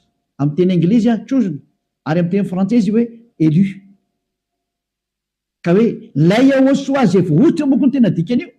Dia izay nahatonga ny olona nanao hoe Yahosoa élu raha amin'ny français, Yahosoa chosen raha amin'ny anglais, araka izay tiany olona miatrana azy zany fa adjectif ilay Kristy fa tsy anarana nom propre. Ka janao mieritreritra fa tsy anarana nom propre koa zany Kristy zany. Io zany tsy nanova mihitsy ny Elia fa nametraka ny tena izy hoe Yahoshua ilay voaositra. Zay ny tena anarana zay. Ary io nge teny Hébreu fa tsy teny Grika zany. Mbola diso koa io. Zany Krista zany ange teny Grika zany. Fa tsy teny Hébreu e. Fa raha ohatra ka teny ianao ny teny Hébreu dia Masia ngeny eo e. Yahoshua Masia. Fa saingytsika malagasy dia zay atao amin'ny teny gasy izy hoe ilay voaositra. Zay. Reka mba hidiana kely le trano fa tena rivotra be fofa dia lasa mampidi-drivotra be ilay izy. Ingatsika be zany. Fantahina fahadimy, mazava tsara amin'izay. Ady hoe aza mitsara mba tsy ho tsaraina. Ay. Korinthiana voalohany toko fahenina. Andiny voalohany. Lovaka itsika izay ten'Andriamanitra zay. Mbola diso mihitsy ny ianao. Ka za koa ny asako mpitsara e. Tsy mpitsara ho anosy akory. Mpitsaranao rehefa maty ianao dia mpitsaranao zay hitanao zao. Mpitsara ny fanahinao zao hitanao zao. Teny lehibe ny mpitsara ny fanahinao zay hitanareo zao. Raha mba nafantatra an'izao nareo dia tena lalàna tokony ataonareo fa saingy sady tsy nampahafantarinareo moa sady tsy hainareo koa ilay izy dia fa ny aza mamaty fotsiny. Fanena aminay ianao. Korinthiana voalohany toko fahenina andininy voalohany ka hatramin'ny faharoa. Korinthiana voalohany toko fahenina andininy voalohany ka hatramin'ny faharoa. Misy aminareo va raha manana ady amin'ny namany sa andeha ho tsarain'ny olona tsy marina fa tsy eo anatrehan'ny olona masina? Sa tsy fantatrareo ve fa ny olona masina dia hitsara an'izao tontolo izao? Mazava be iteny ny olona masina zany hoe ny olona tsy mpanota intsony dia mana fahefany hitsara an'izao tontolo izao ka diso ilay teninao aza mitsara mba tsy ho tsaraina. Ianareo mpanota ny tsy mahazo mitsara. Zay ny dikan'iny teny Yahoshua iny hoe aza mitsara mba tsy ho tsaraina. Ny mpanota dia ho tsaraina mihitsy izy ka aza mitsaratsara ianao tsy hanome aza ratsy. Fa Yahoshua tena afaka mitsara satria Elia Yahoshua tsy mpanao ratsy. Elia tsy mpanao ratsy. Mahazo mitsara mihitsy ny Elia. Alazaiko anao fa lehibe ny mpitsara izy.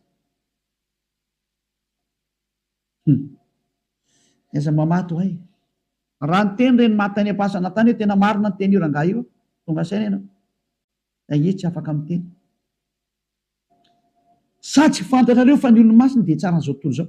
Ka raha hitsara an'izao tontolo izao azy nareo, moa tsy mendrika hitsara izay zavatra madinika indrindra va ianareo?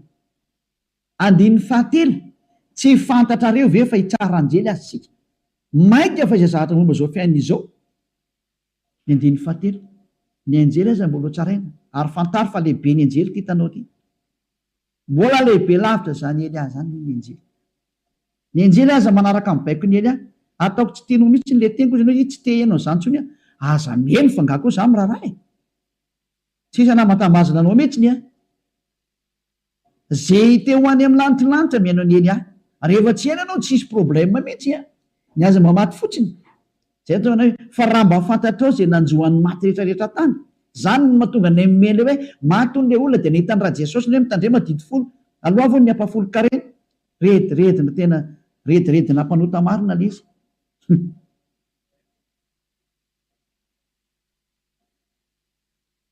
Zany na te rediredina adala teo tena mora fitahana be mihitsy ny tena marina reo olombelona.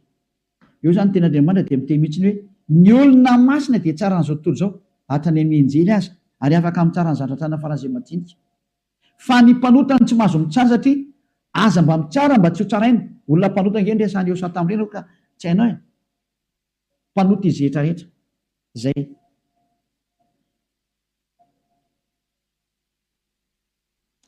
Numéro 5 indray no vakentsika zany. Zay le numéro 4 zay.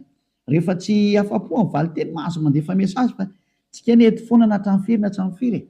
Zany afaka matority ohatra ka tia tority fa tsy mety izany. Ozy ho an'ny mateny ho an'ny sasany zany izy. Ny anay dia izao ihany. Jaune 3:16. Fa toy izao ny tiavan'Andriamanitra n'izao tontolo izao, nomeny zanan'ilay tokana mba tsy ho vezy rehetra mino azy fiainana mandrakizay. ary tadidio fa tsy misy makany amin'Andriamanitra ray ratsy amin'ny alalan'i Jesosy.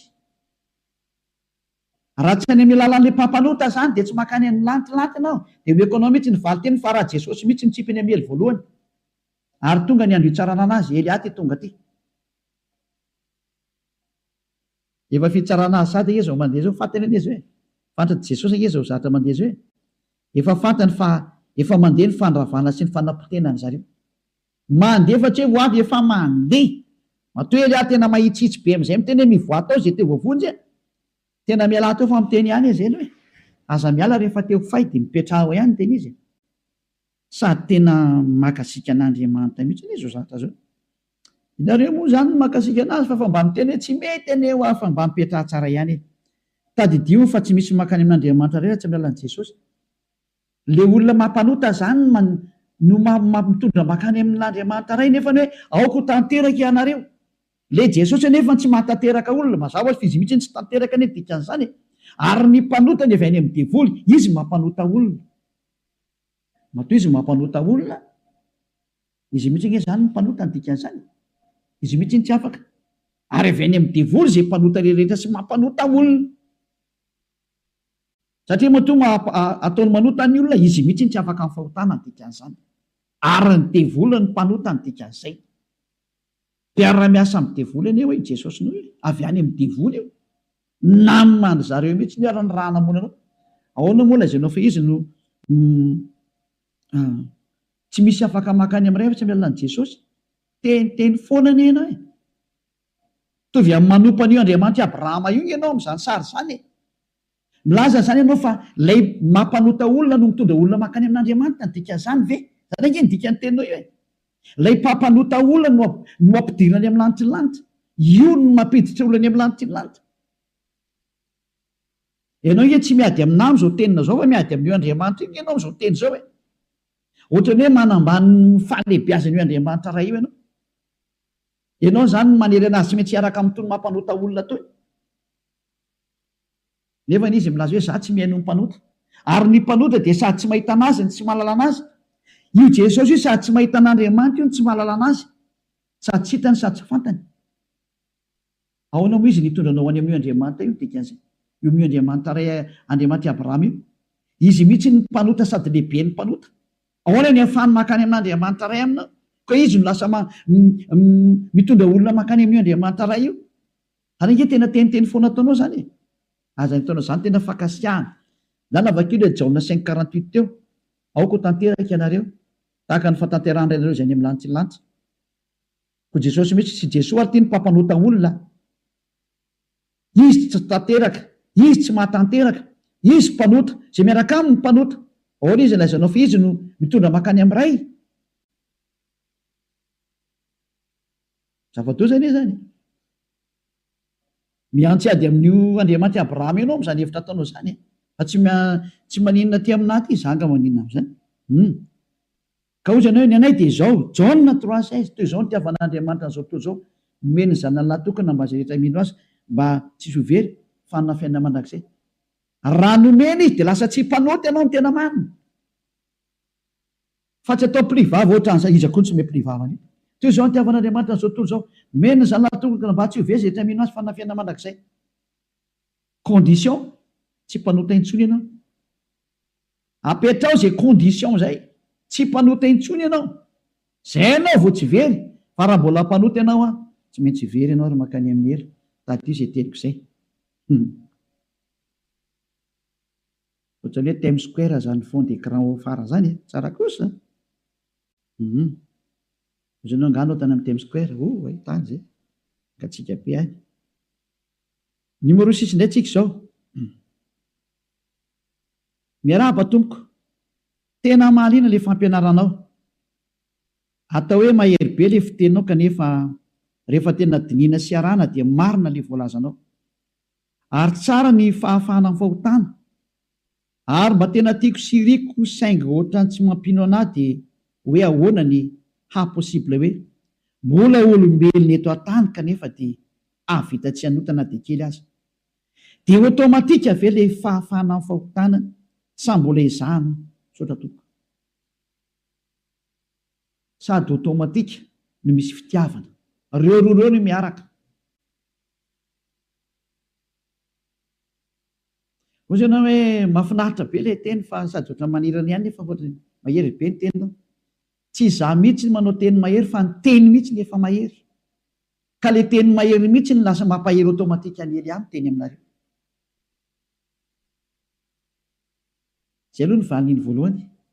Ny faharoa hoe afaka automatika ve rehefa manatona ny Yehosoa anao resy lahatra tamin'izao fampianarana izao ary miroso makany amin'ny batisa dia misoratra anarana aloha ny amin'izao tsika miteny izao dia mandeha automatika ny fanafananao amin'ny fahotana fa kosa tiavo ilay mpamonjy ianao. Ny condition idiranao lantilanitra masy dia mitiana azy, ary rehefa mitiana azy ianao dia milatsaka aminao azy ny fanahy masina ilay tari-dalana anao amin'ny marina. Fa io fanahy masina io tena hiara-dalana aminao hatramin'ny farany fa tsy ely ahy. Ary io fanahy masina ny Yehosoa io izay nirahan'ny Yehosoa tahaka, io no miaraka amin'ny olona izay mino an'i Yehosoa.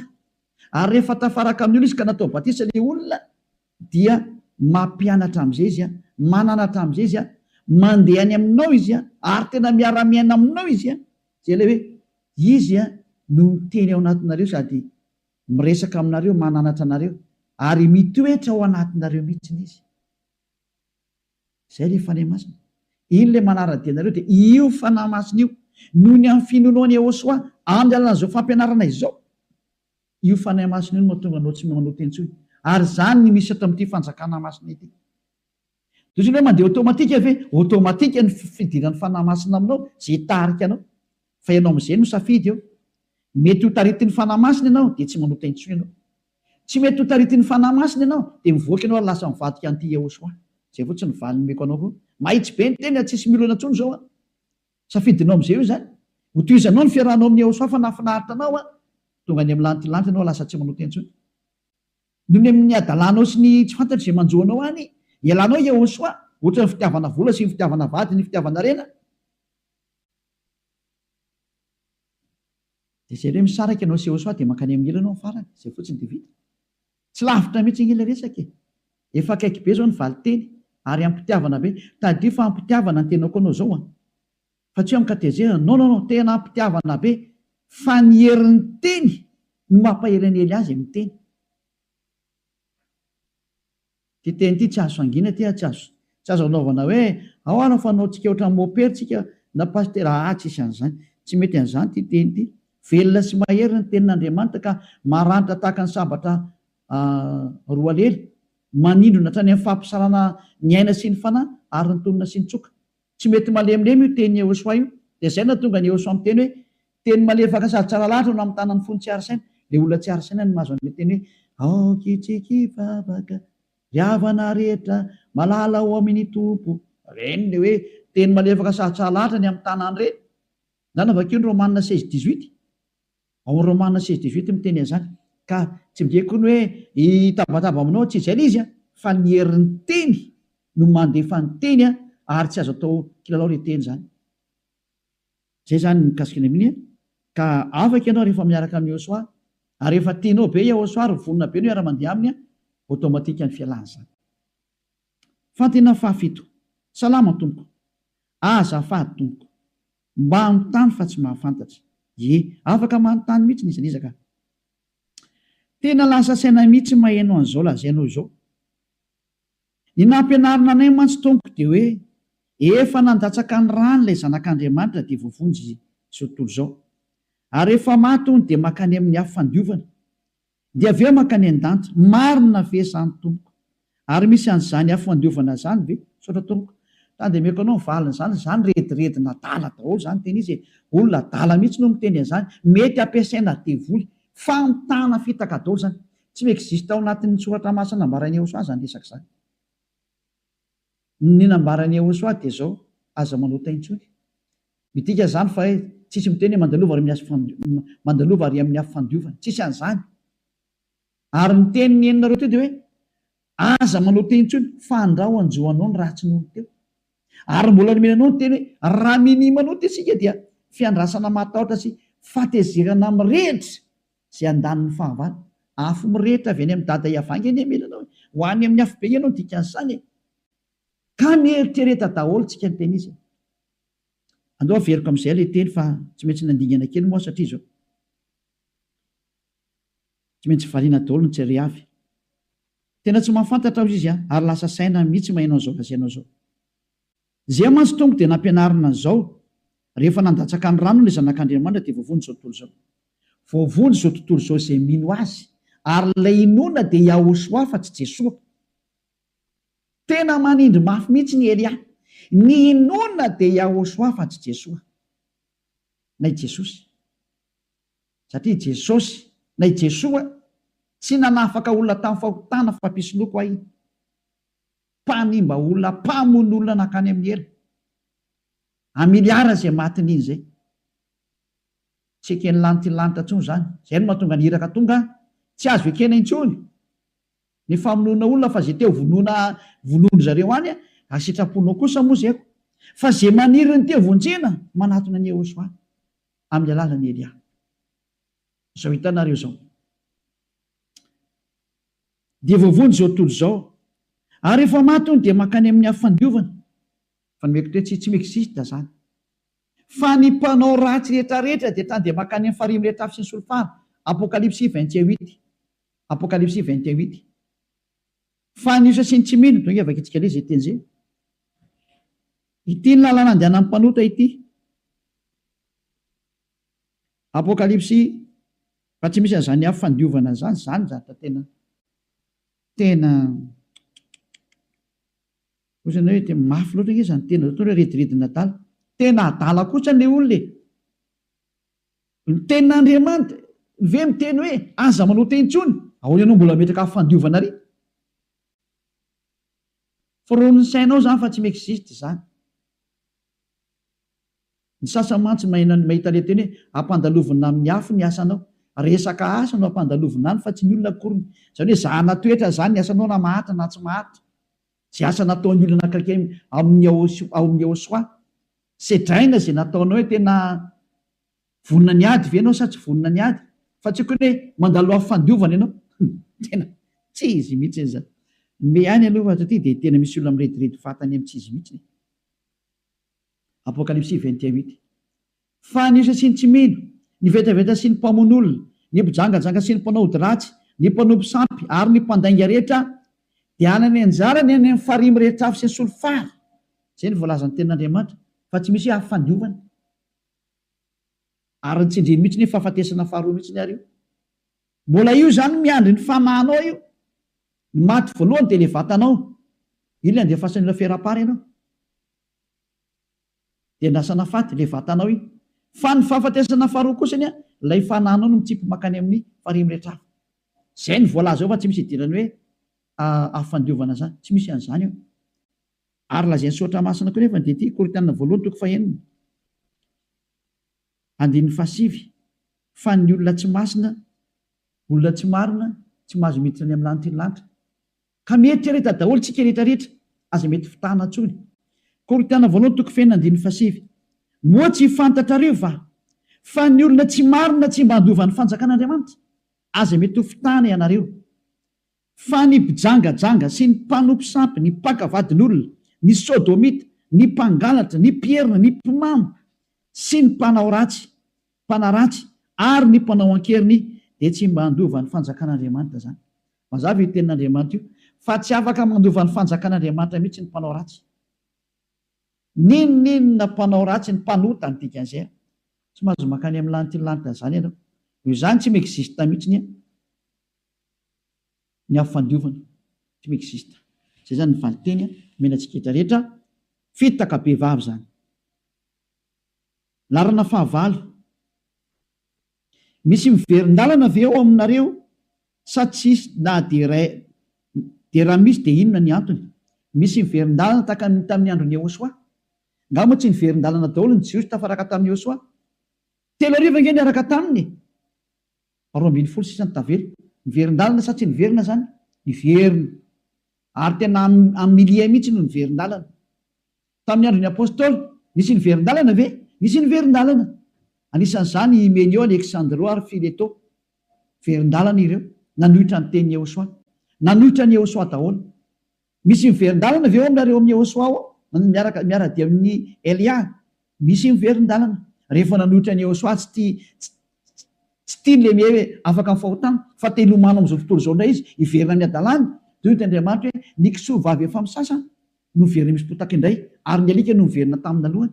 Nohariny Yehosoa amin'ny alika sy ny kisoa reny, izy nanao an'izay ary marina lisiko. Ianao kosa hoe efa afaka tamin'ny fahotana hiverina hiosina fahotana, tovy amin'ny alika ianao, tovy amin'ny kisoa ianao. Tsy izany nanohatra anareo amin'izany fa ny soatra masina no teny izany. Andala vakeo ny baibolinareo, ahoana izany? Satria zatra efa nalohanao kosa ve mbola hohaninao. Inona zany mahasamihafa n'izany amin'ny alika tokoa? Kisoa efa avy ny sasana miverina misy potaka indray, inona tokoa mahasamihafa anao amin'ny kisoa? Feny aza miditra amin'izany, fa misy zany ka safidin'le olona ny te handeha amin'izay dia nazy zay.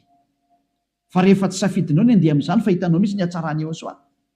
Amanariva nge ny olona mipetraka ato mipetraka tsara atao amin'ny Yehosoa. Fa rehefa tsy tian'ny olona mankany amin'ny Yehosoa no miadalany teraka hiverina many amin'ny devoly izy, sitrapo zany. Tianao kontra amin'ny devoly indray, sitrapo zany, dia lasa ny devoly izy. Mazava ngaman'izay. Larina fahasivy indray. Miarahaba.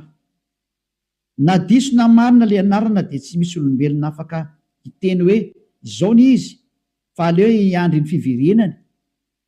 Fa maso rehetra hita azy dia rehefa miseho izy dia milaza ny anarany. Tany dia mebe mihitsy ny amahenao izany resaka izany.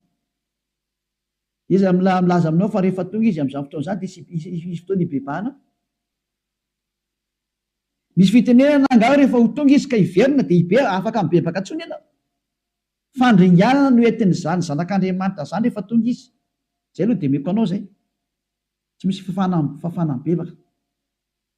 Fa matotonga izany Elia zany dia tonga helolalana izany Yehosoa zany, fa zany ny atao Elia, ary zay ny asan'ny Elia zay. Mamerina ny fon'ny olona amin'ny dada Iava, mialohan'ny atongavan'ilay fanapotehana farany. Tsy izy ilay napotika farany fa Yehosoa. Ka raha ho avy Yehosoa zay ambesanareo io, zay tsy fantatrareo ny anarany, dia ho avy anapotika anareo izy fa tsisy fibebahana ho ataonareo izany intsony io. Koa aloha rehefa tonga izy dia ho hitany anarany sady tsy hiteny aminao. Ianao no izy mbo hitenenany. Zao raha miteny aminao Elia tsy miraharaha ianao. Tsika amin'izay ilay teny. Na diso na marina ilay larana dia tsy misy olombelona afaka hiteny hoe izao ny izy. Mbola diso izany zao dia mbola teny-demony indray izany zao. Hoe na diso na marina ilay larana dia tsy misy olona afaka hiteny iteny izy. Vao avy nianatra ilay fampianarana antsika teo. Izao ny teny zanak'Andriamanitra hoe aza manota intsony. Ary izay miara-dia aminy dia tsisy manota intsony. Ary tsy misy olombelona hiteny teo amin'ity planeta tera teo hoe ratsy ilay tsy manota intsony. Ny devoly irery ny tsy tiany izany. Ary ity teny ity dia teny-demony no teny izy. Olona ampiasain'ny devoly no miteny sy demony zany. Devoly sy ny demony ray ihany. No miteny izany hoe na diso na marina ilay anarana dia tsy misy olombelona afaka hiteny hoe izao no izy na izao no izy.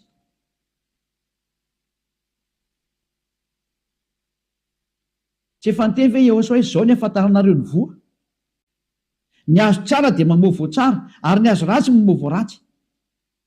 Fa tsy niteny izany anga Yehosoa aminareo, ilay zanak'Andriamanitra tena marina. Any amin'ny voany no ahafantarana fa tena izy io na tsy izy io. Ary inona izany voany izany? Tsy mahay manota intsony. Zay foana ny teny io zanak'Andriamanitra hoe aza manota intsony. Ka rehefa tonga amin'izany toerana aza manota intsony izany ianao, tsy misy devoly mahay mipetraka amin'izany toerana izany. Fa ny mipetraka amin'izany toerana izany dia io Andriamanitra tompony teny io hoe aza manota intsony. Ka rehefa ny olona ny tonga amin'izany toerana hoe aza manota intsony izany, Yehosoa zany resahana izany. Ary Yehosoa zao maniraka ny Elia zao. Fa mbola teny-demony daholo tony resaka tony hoe rehefa tonga izy dia hitantsika ny ataony. Iza milaza aminao fa raha tonga izy afaka mibebaka intsony ianao. Fandringana sy fanapotena no ataony amin'izany fotoana izany, ary fanopazana ny olona ny afary mirehetra hafa. Fa tsy mbola hifampiresaka aminao sy ianao tsy misy nina ataony aminao izany. Mbola fahadiso-kevitra daholo izany rehetrarehetra izany. Noho izany, ny teniny Elia dia mahitsy tsara. Ny azo ny voany no ahafantarana ny azo. tsy afaka etsika mihitsy le Matio toko fahafolo toko fahafiry andasy jevatsika kely Matio toko fahafiry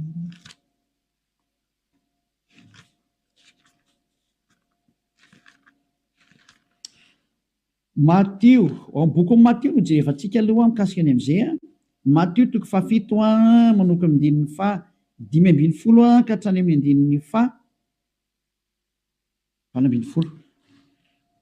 Matthieu 5 7 Matthieu 7 15 dia toko 15 ka hatramin'ny 18. Matthieu 7 15 ka hatramin'ny 18. Mitandrema ianareo fandao vao fitakiany mpamina ny sandoka izay mankao aminareo amin'ny fitafian'ondry fa ao anatiny dia ambodia mitoa izy. Ny voany no afantaranareo azy eo amin'ny voany. Ny ato amin'ny fiarahana amin'ilay zanak'Andriamanitra marina zao dia ny voany hoe tsy mahay manota intsony. Noho ny amin'ilay teny hoe aza manota intsony ary io fahotana io no mampisaraka ny olona tamin'io Andriamanitra Abrahama io. Raha hiaraka amin'ny Andriamanitra Abrahama ianao zany dia izao ny teny hoe aza manota intsony. Satria Andriamanitra tsy mihaino mampanota.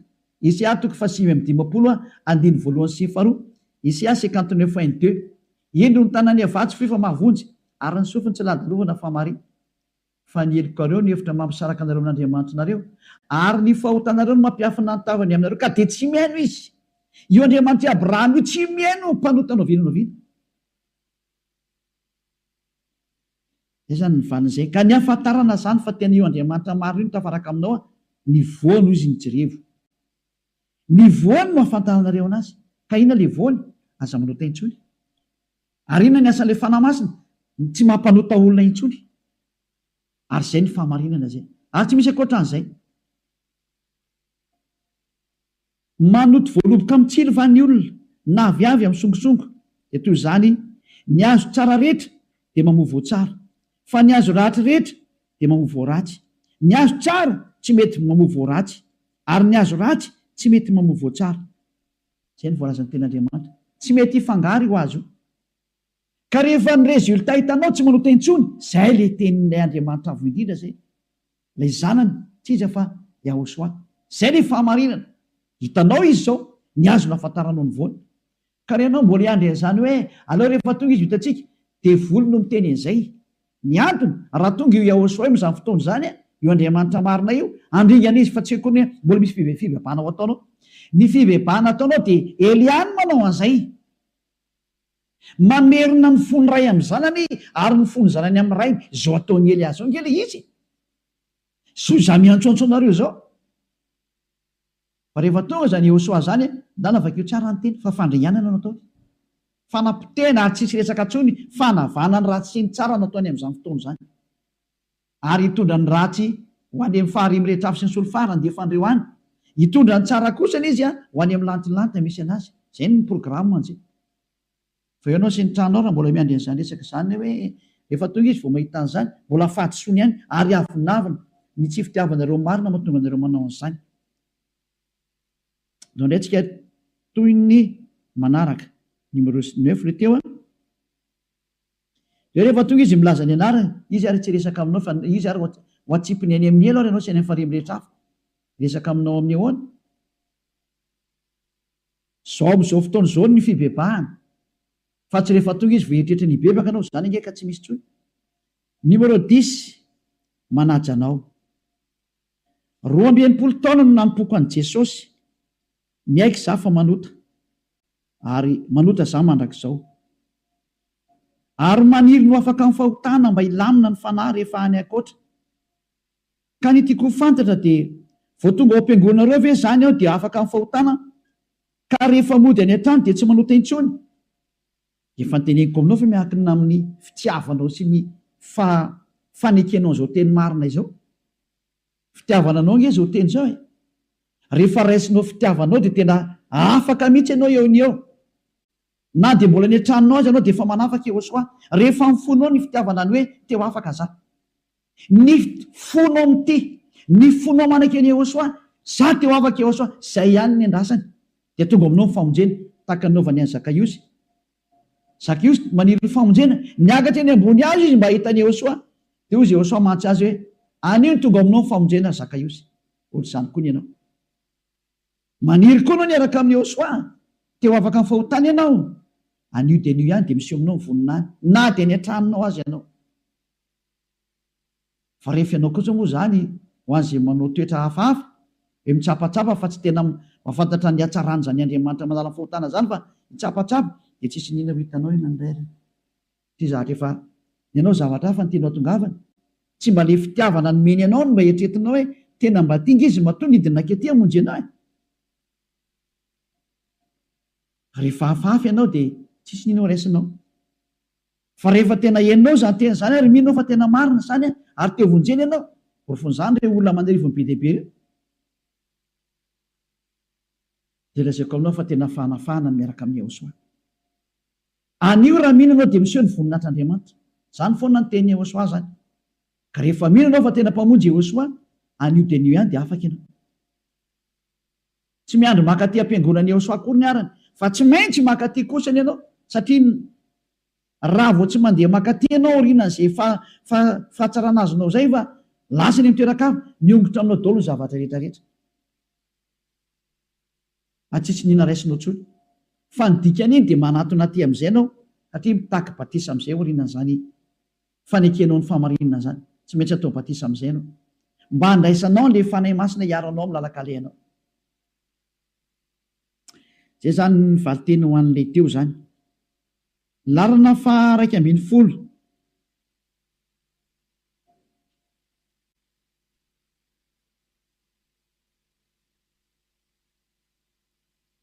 izao ihany le teo ny mahalasa saina mantsy le tarihan'ny voalohany zany ity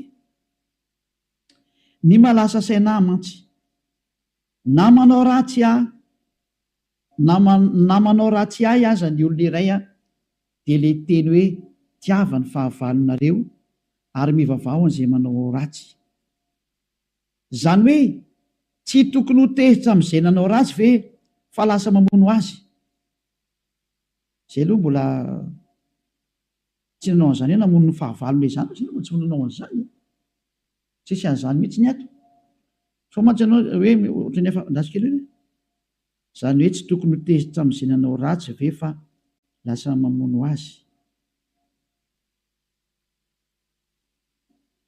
raha vao manao ratsy any Jehosoa kosa aloha tsy hiditra amin'izany resaka rahazomoa zany kosiny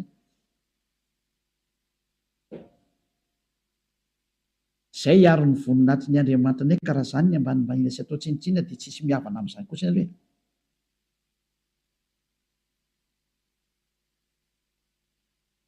satria izany mihitsy ny toe fanoherana ny Jehosoa zany fa raha zavatra hafa kosiny tsisy olana mihitsy fa raha vao zany Andriamanitra lehibe sy le goavana zany tokony memboninahitra zany kosa ny misy mikitikitika ary zavatra hafa ny atao amin'izany zany leloha tsisy mandevitra amin'izany Elia tsy mandevitra amin'izany zany mihitsy ny azako andrava n'izay manao an'izany zay le hoe zay manome voninahitra dia meko voninahitra fa zay manana baraka anahy kosa ataoko hafa-baraka ka raha ianao zany tena hiaraka amin'ny Andriamanitra marina io dia tena mila sary-piaro aminazy ianao zay ka raha zay ihany ny azo otrika hoe tsy fanarana manohitra ny Jehosoa ianao tsy mifanaraka mihitsy hatramin'ny farany zay le hoe tsy azo atao mantsy mandika ny olana ny Jehosoa io fa raha ny ankoatran'izay hoe tsisy olana mihitsy fa raha vao hoe zavatra hafany zahatra azo le ferina daholo anie zany azo atao nge mananatra tsara ny rahalahinao na ny anabavinao ny anadanao anaro izy raha manao tsy mety izy fa tsy mila mitezitra anazy fa raha ohatrany koa tsy efa manao zavatra mihoatra amin'ny mety amin'izay ka lasa makany amin'ny fanoherana ny Jehosoa zavatra hafa amin'izay zay amin'izay kosa dia mahazo tezitra ianao satria efa manohitra ny tenin'ny Jehosoa izy ny dikan'izany zay hafa indray zay zany ny valiteny menanao hoe raha atao amin'ny Jehosoa tsy misy olona tezitezitra amin'izay manday an'izany mety matezitra anao izy fa tsy miala anao zay fotsiny dia vita satria ny tenin'Andriamanitra miteny hoe tezera fa aza manota zay ny fampianarana nazavaina amin'izay rehefa nandeha nampianatra ny apôstôly satria Jehosoa tezitra araka ny teniko be dia be ny fotoana nampatezitra ny Jehosoa ko ny aviavy ary ho aty avy tsy manintsy mihitsy dia nozonony fotsiny zao tehitrako tsy namokatra teo anatreny dia alany zany dia izay na tonga ny hoe ny fahatezerana tsy tokony misy eo amin'ny olona fa raha tehitra ianao aza manota ohatra bedetso le manao ny tsy mety zany azo atao tsara mihitsy zany fa tsy manota ianao raha manao an'izany raha mananatra olo ianao tsy manota ianao tsisy fahotana mihitsy zany fa ny tsy mety zany tena marina koa mantsy le olona resahany eo soa tamin'ireny fotoana ireny mbola tsisy olona tafaraka aminazy akory fa samy olona mpanao ratsy mbola vao manomboka mitoro teny eo soa ianao miteritehitra ny rahalana hoe fianao koa raha mba manao ratsy taka anazy zay ny tena tiany eo soa tenenina nge aza mitsara ny rahalanao no aza miteny rahalanao ianao aza mitezitra amin'ny rahalanao fa tsy mety nge zany satria ianao koa raha mba manao tsy mety taka anazy fa rehefa tonga aty amin'ny eo soa amin'izay ianao olona tsy manao ratsy tsoy nge ianao ety ina moa tokony hampatezitra anao fa raha tehitra ianao noho ny amin'ilay tsy mety nataon'ny olona mahatonga anao tezitra noho ny amin'ny fanaovany tsinitsiny Andriamanitra anao ka raha vao izay indray dia tsy mety tsy azo atao mihitsy izay toka fa azonao amin'izay nga mandeha tiako tenenina teo ngamany fa raha somary ny bana kely lavalava tsika teo tsy andiny fa larana faharoa ambin'ny folo iarabanao ianao milaza misy mpangalatahaka ny anarany Iosoa fa ny ahafantarana azy dia le tena Iosoa tsy manota ary mampanota ny koty fa ny ahafantarana azy dia le tena Iosoa tsy manota ary mampanota fa le an'ilay mpangalatra Iosoa kosa dia manota ka misy fahatsoana kely nga amin'ilay soratra eo ka ahoana koa zany raha mba ohatr' izany fa le miaraka amin'i Jesosy sandoka no mpanota fa miaraka amin'ilay tena Jesosy no tsy manota zany dia mia tena mampime kosa lizika ohatra amin'ity ampitana reo hoe misy mangalatahaka anarany Iosoa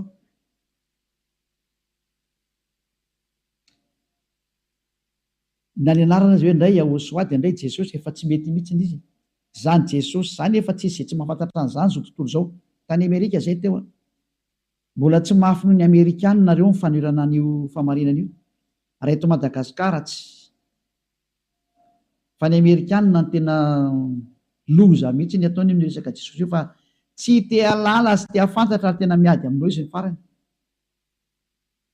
teo anateny hoe zay ara moa nandefa sansary basy mihitsy nampatahoriny amin'izay hoe tezitra be izy tao anatin'le izy dia zany ny ataony zareo zany fa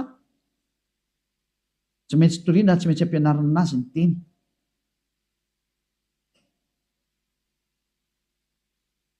dia ry zareo tena manizigizina mihitsy fa Jesosy dia tsy maintsy ny azy Jesosy na mpanota io na tsy mpanota io zay miaraka aminy dia izy tsy te halala Jesosy foana ny azy na mandefa toko sy andininy aminy io ianao dia sady tsy mihaino izy tsy mijery Jesosy fotsiny ny azy dia izay anetra amin'ny farany dia ilay Jaona 3:16 mihitsy nomeny hoe toy izao nitiavan'Andriamanitra ny zanaka zao toy izao nomeny zana lahy tokony mba tsy hovezy mino azy tena iny kopikole izy rehetrarehetra mihitsy zany hoe miafina ao anatin'ny teny izy rehetra dia mahazo manota izy zany fa eo fotsiny ilay zanak'Andriamanitra efa ny solovaika an'ilay fahotana dia mahazo manota izy fa tsy problema tsony zany nampianaran'i Jesosy anazy ka raha miteny hoe misy Jesosy tsara sy Jesosy ratsy rehefa Jesosy dia samy vandana daholo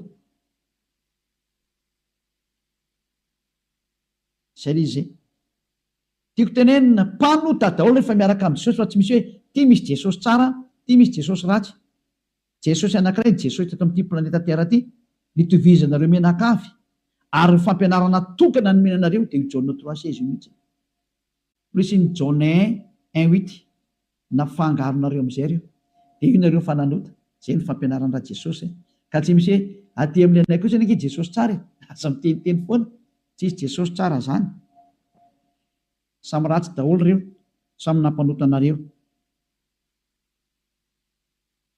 fanontaniana numéro 13 indray ka ianao koa ane manota raha manambady tena tsy manota mihitsy raha manambady satria lalàny efa nomeny dada hiavata arika hatramin'ny famoronanareo olombelona zany rehefa niforonareo de dada avy lasy vavy namorona anazy ary avy eo dia nalaina avy eo amin'ny adma ny adama zany ny torateza ny araka ny voalazany soratra masina tany aminareo de hoe nasina nofo iny ary nanamboarana vehivavy an'ny adma de lasa hoe aiva ny anarany de natonga olombelona miteny hoe adama sy eva ny anarany adma aiva zay reo olombelona reo de nataon'andriamanitra hoe ary noho izany de andaony rainy sy ny reny izy ka hiambana ny vadiny ary nofo ray ihany izy roa nofo ray ihany izy roa tsodrano be zany hikambana ny vadiny izy zany hoe hivady amin'ny vadiny izy ary lasa nofo ray izy roa noho ny misy hivady de rafa nofo ray izy roa autorisation céleste izany zany hoe autorisation avy any amin'ny lanitry lanitra ka tsy manota mihitsy ianao na manao an'izany azy fa fahatsoana be vava zany fisainanao zany ny dikan'le ten'andriamanitra rika hatram'le hoe rehefa mitokany hivavaka nareo roa dia aza mitambatra fandrina fa aleo misaraka mba tsy ho azo ny fakapanana reo ina ny antony lasa hivady eo nareo de ho adinonareo mihitsy ny fe olona mitokantena ao amin'andriamanitra ny nareo ka ndika mitokantena de hoe aza ilengelenina zavatra hafa intsony nareo fa ianao sy ahosoarery hatramin'ny farany kisakany ny vadinao fa tsy fahotana velively akory ny manambady autorisation avy any amin'ny dada iava mihitsy zany ary zay mitsipaka amin'izany indray raha lasa olona tsy izy voarara ny soatra masina ny mandrara olona tsy hanambady ianao tsy mahazo mivady amin'io tsy azo atao zany fa rehefa vadiny io de azony atao tsara mivady amin'io satria lalàna ny menana azy zany ka raha manambady Elia de tsy fahotanany Elia mihitsy zany fa autorisation ary zay olona mandrarany zany indray raha lasa mpanotany dikan'izay satria mena autorisation zany fanambadiana zany zay zany hoe evakeo soatra masonareo fa zay ny hoe ary noho izany lehilahy de andaony rainy sy ny reniny ka hiaraka amin'ny vadiny izy de lasa ikambana amin'ny vadiny izy de lasa nofo ray izy roa satria ny vady izy roa lasa nofo ray izy dada iava mihitsy na nomena zany baiko zany golavinora ve zany izy zay ny vali teny io zany tsy izy fahotana mihitsy ny amin'izany evy zany na ndray numéro 14 miarahaba tompo tena faly be za maheno ny fampianaranao tena resy lahatra mihoatra ny zato isan-jato na de mbola tsy hainako aza lay tsy mpanota satria mbola tsy tonga any aminareo za fa vomaly no naheno sy nahita kanefa tena mahatsiaro sambatra be za ary ho avy fa nysaiko antaniko de mba manahoana ny mikasika ny reny maty reny satria tena mba olona nitady an'Andriamanitra ny reniko talohan'ny nafatesany kanefa tsy nahita izy satria zao vao hitako hoe ity torinao ty no marina kanefa izy tsy mba naheno an'izao de tsy hita tokoa moa zay atao fa sorany Ehosoa ianao no nahita fa aza eritreretina n'izay fahalasany anazy ny azy tsy hitanao zay omena tsiny amin'izany sady tsy hitanao zay hoe iza no diso amin'izany tsy hitazanaovana azy fa ianao no misaorany Ehosoa tamin'izao fotoana izao no nandrenesanao ny Ehosoa vonjeo ny fanahinao satria ny fanahy tsy misy raisireny ny vatananao no misy raisireny fa ny fanahinao tsy misy raisireny zany navonjeo ny fanahinao Elia tsy tonga hamonjy olona nofo fa tonga hamonjy an'ilay fanahy zao atongavanay zao ndao hamonjy ny fanahy ndao hiaraka amin'ny Ehosoa amin'izay de mirary soanao tonga soa Elia ho tonga soa aty amin'ny fanjakana masina taheno soa atao lengetsiketry rehetra zany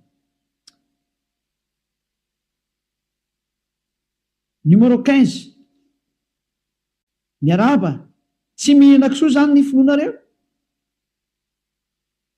ny nonay de Ehosoa ary Ehosoa zany nanamboatra ny zavatra rehetrarehetra na kisoa na inona na inona hoanny atao amin'ny Ehosoa ny zavatra rehetrarehetra afa-tsy ny zavatra tsy tiany ihany ny zavatra tsy hoaninay ato de ny biby lava atria devoly reny ny sahona satria devoly reny ny zavatra mifandray amin'ny devoly tsisy hoaninay fa rehefa tsy mifandray amin'ny devoly ny endrikany de hoaninay de rehefa tianay koa afaka hoaninay dolodolo ny zavatra rehetrarehetra fa zay tianay ihany rehefa tianao de hoaninao rehefa tsy tianao de aza hoanina ny tsy azo hoanina ato de ny zavatra nikoendaina de ny raha ary ny zavatra naterina any amin'ny sampy zany ihany ny tsy azonay hoanina fa ny ankoatran'izay hoaninay daholo rehefa tianay kamy dia ny tsena zava-ngam'izay zany eo azo atao tsara mihinana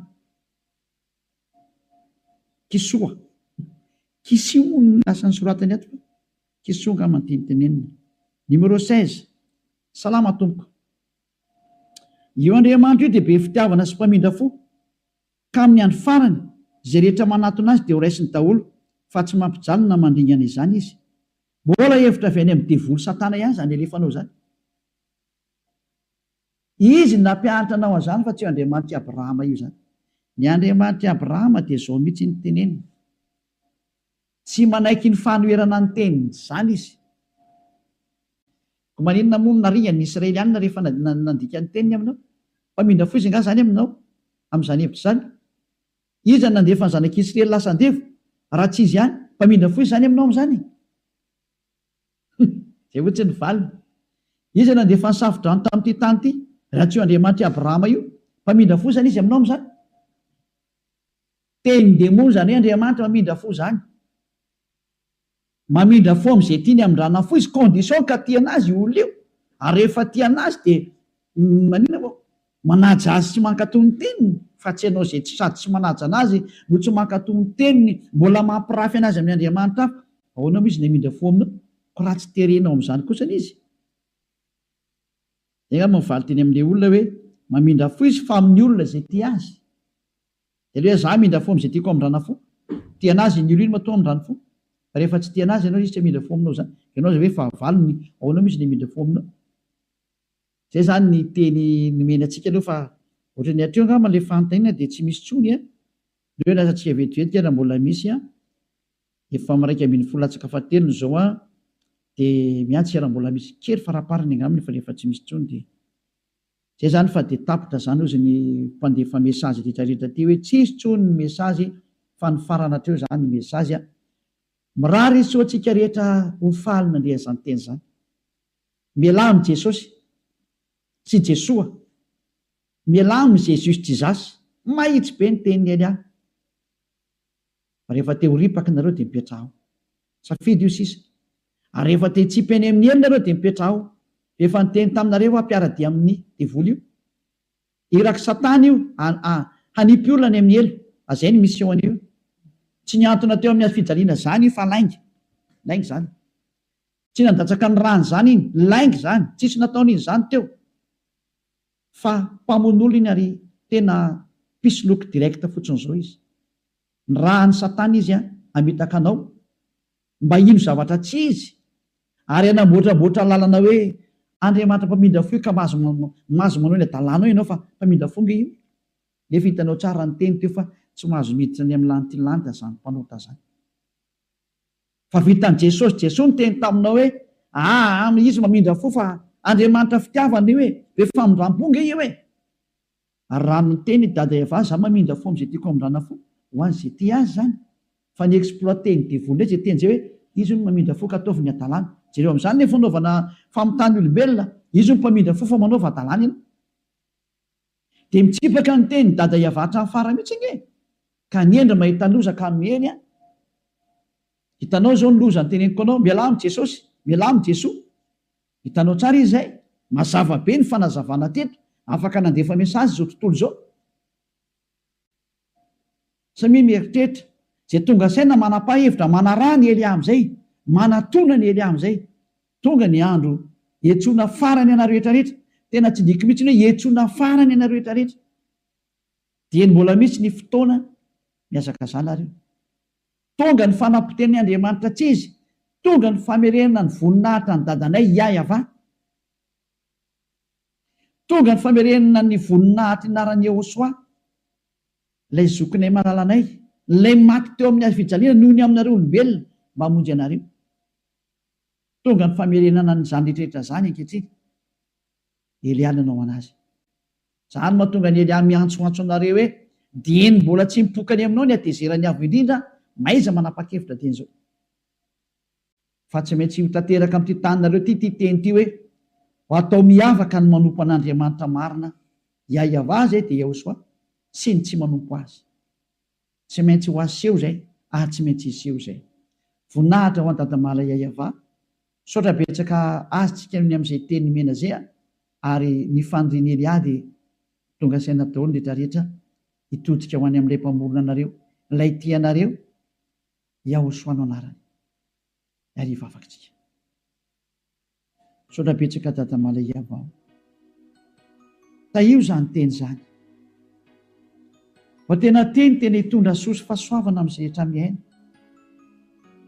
ary fahatsarana ho an'izay rehetra mandry fanavotana ny olona ny antony izao fampianarana izao ary fiantsona ny olona hitodika sy hiverina ho any aminao valio antso ny tsirairay avy valio teny ny tsirairay avy dada malay avao mamalia vavaka ianao voninahitra anao mandrakizay arovy ny teny izay nomeko satria avy any aminao ry arovy ny teny izay rehetra nambarako satria nomenao reny ho hanavotana ny olona hiverenao any aminao sokafy hatrany ny varavarana mba hidirana izay mbola afaka miditra dada malalo iayava vonjeo izay rehetra fatady ho faty mba ho tonga soa aminao Iahosoa voninahitra anao mandrakizay amin'ny anaranao Iahosoa anaovana ny vavaka sy ny teny rehetra halleloia amen dia miraha sotrira samy teny Iahosoa ho amin'ny fitohizan'ny fiarantsika manaraka indray a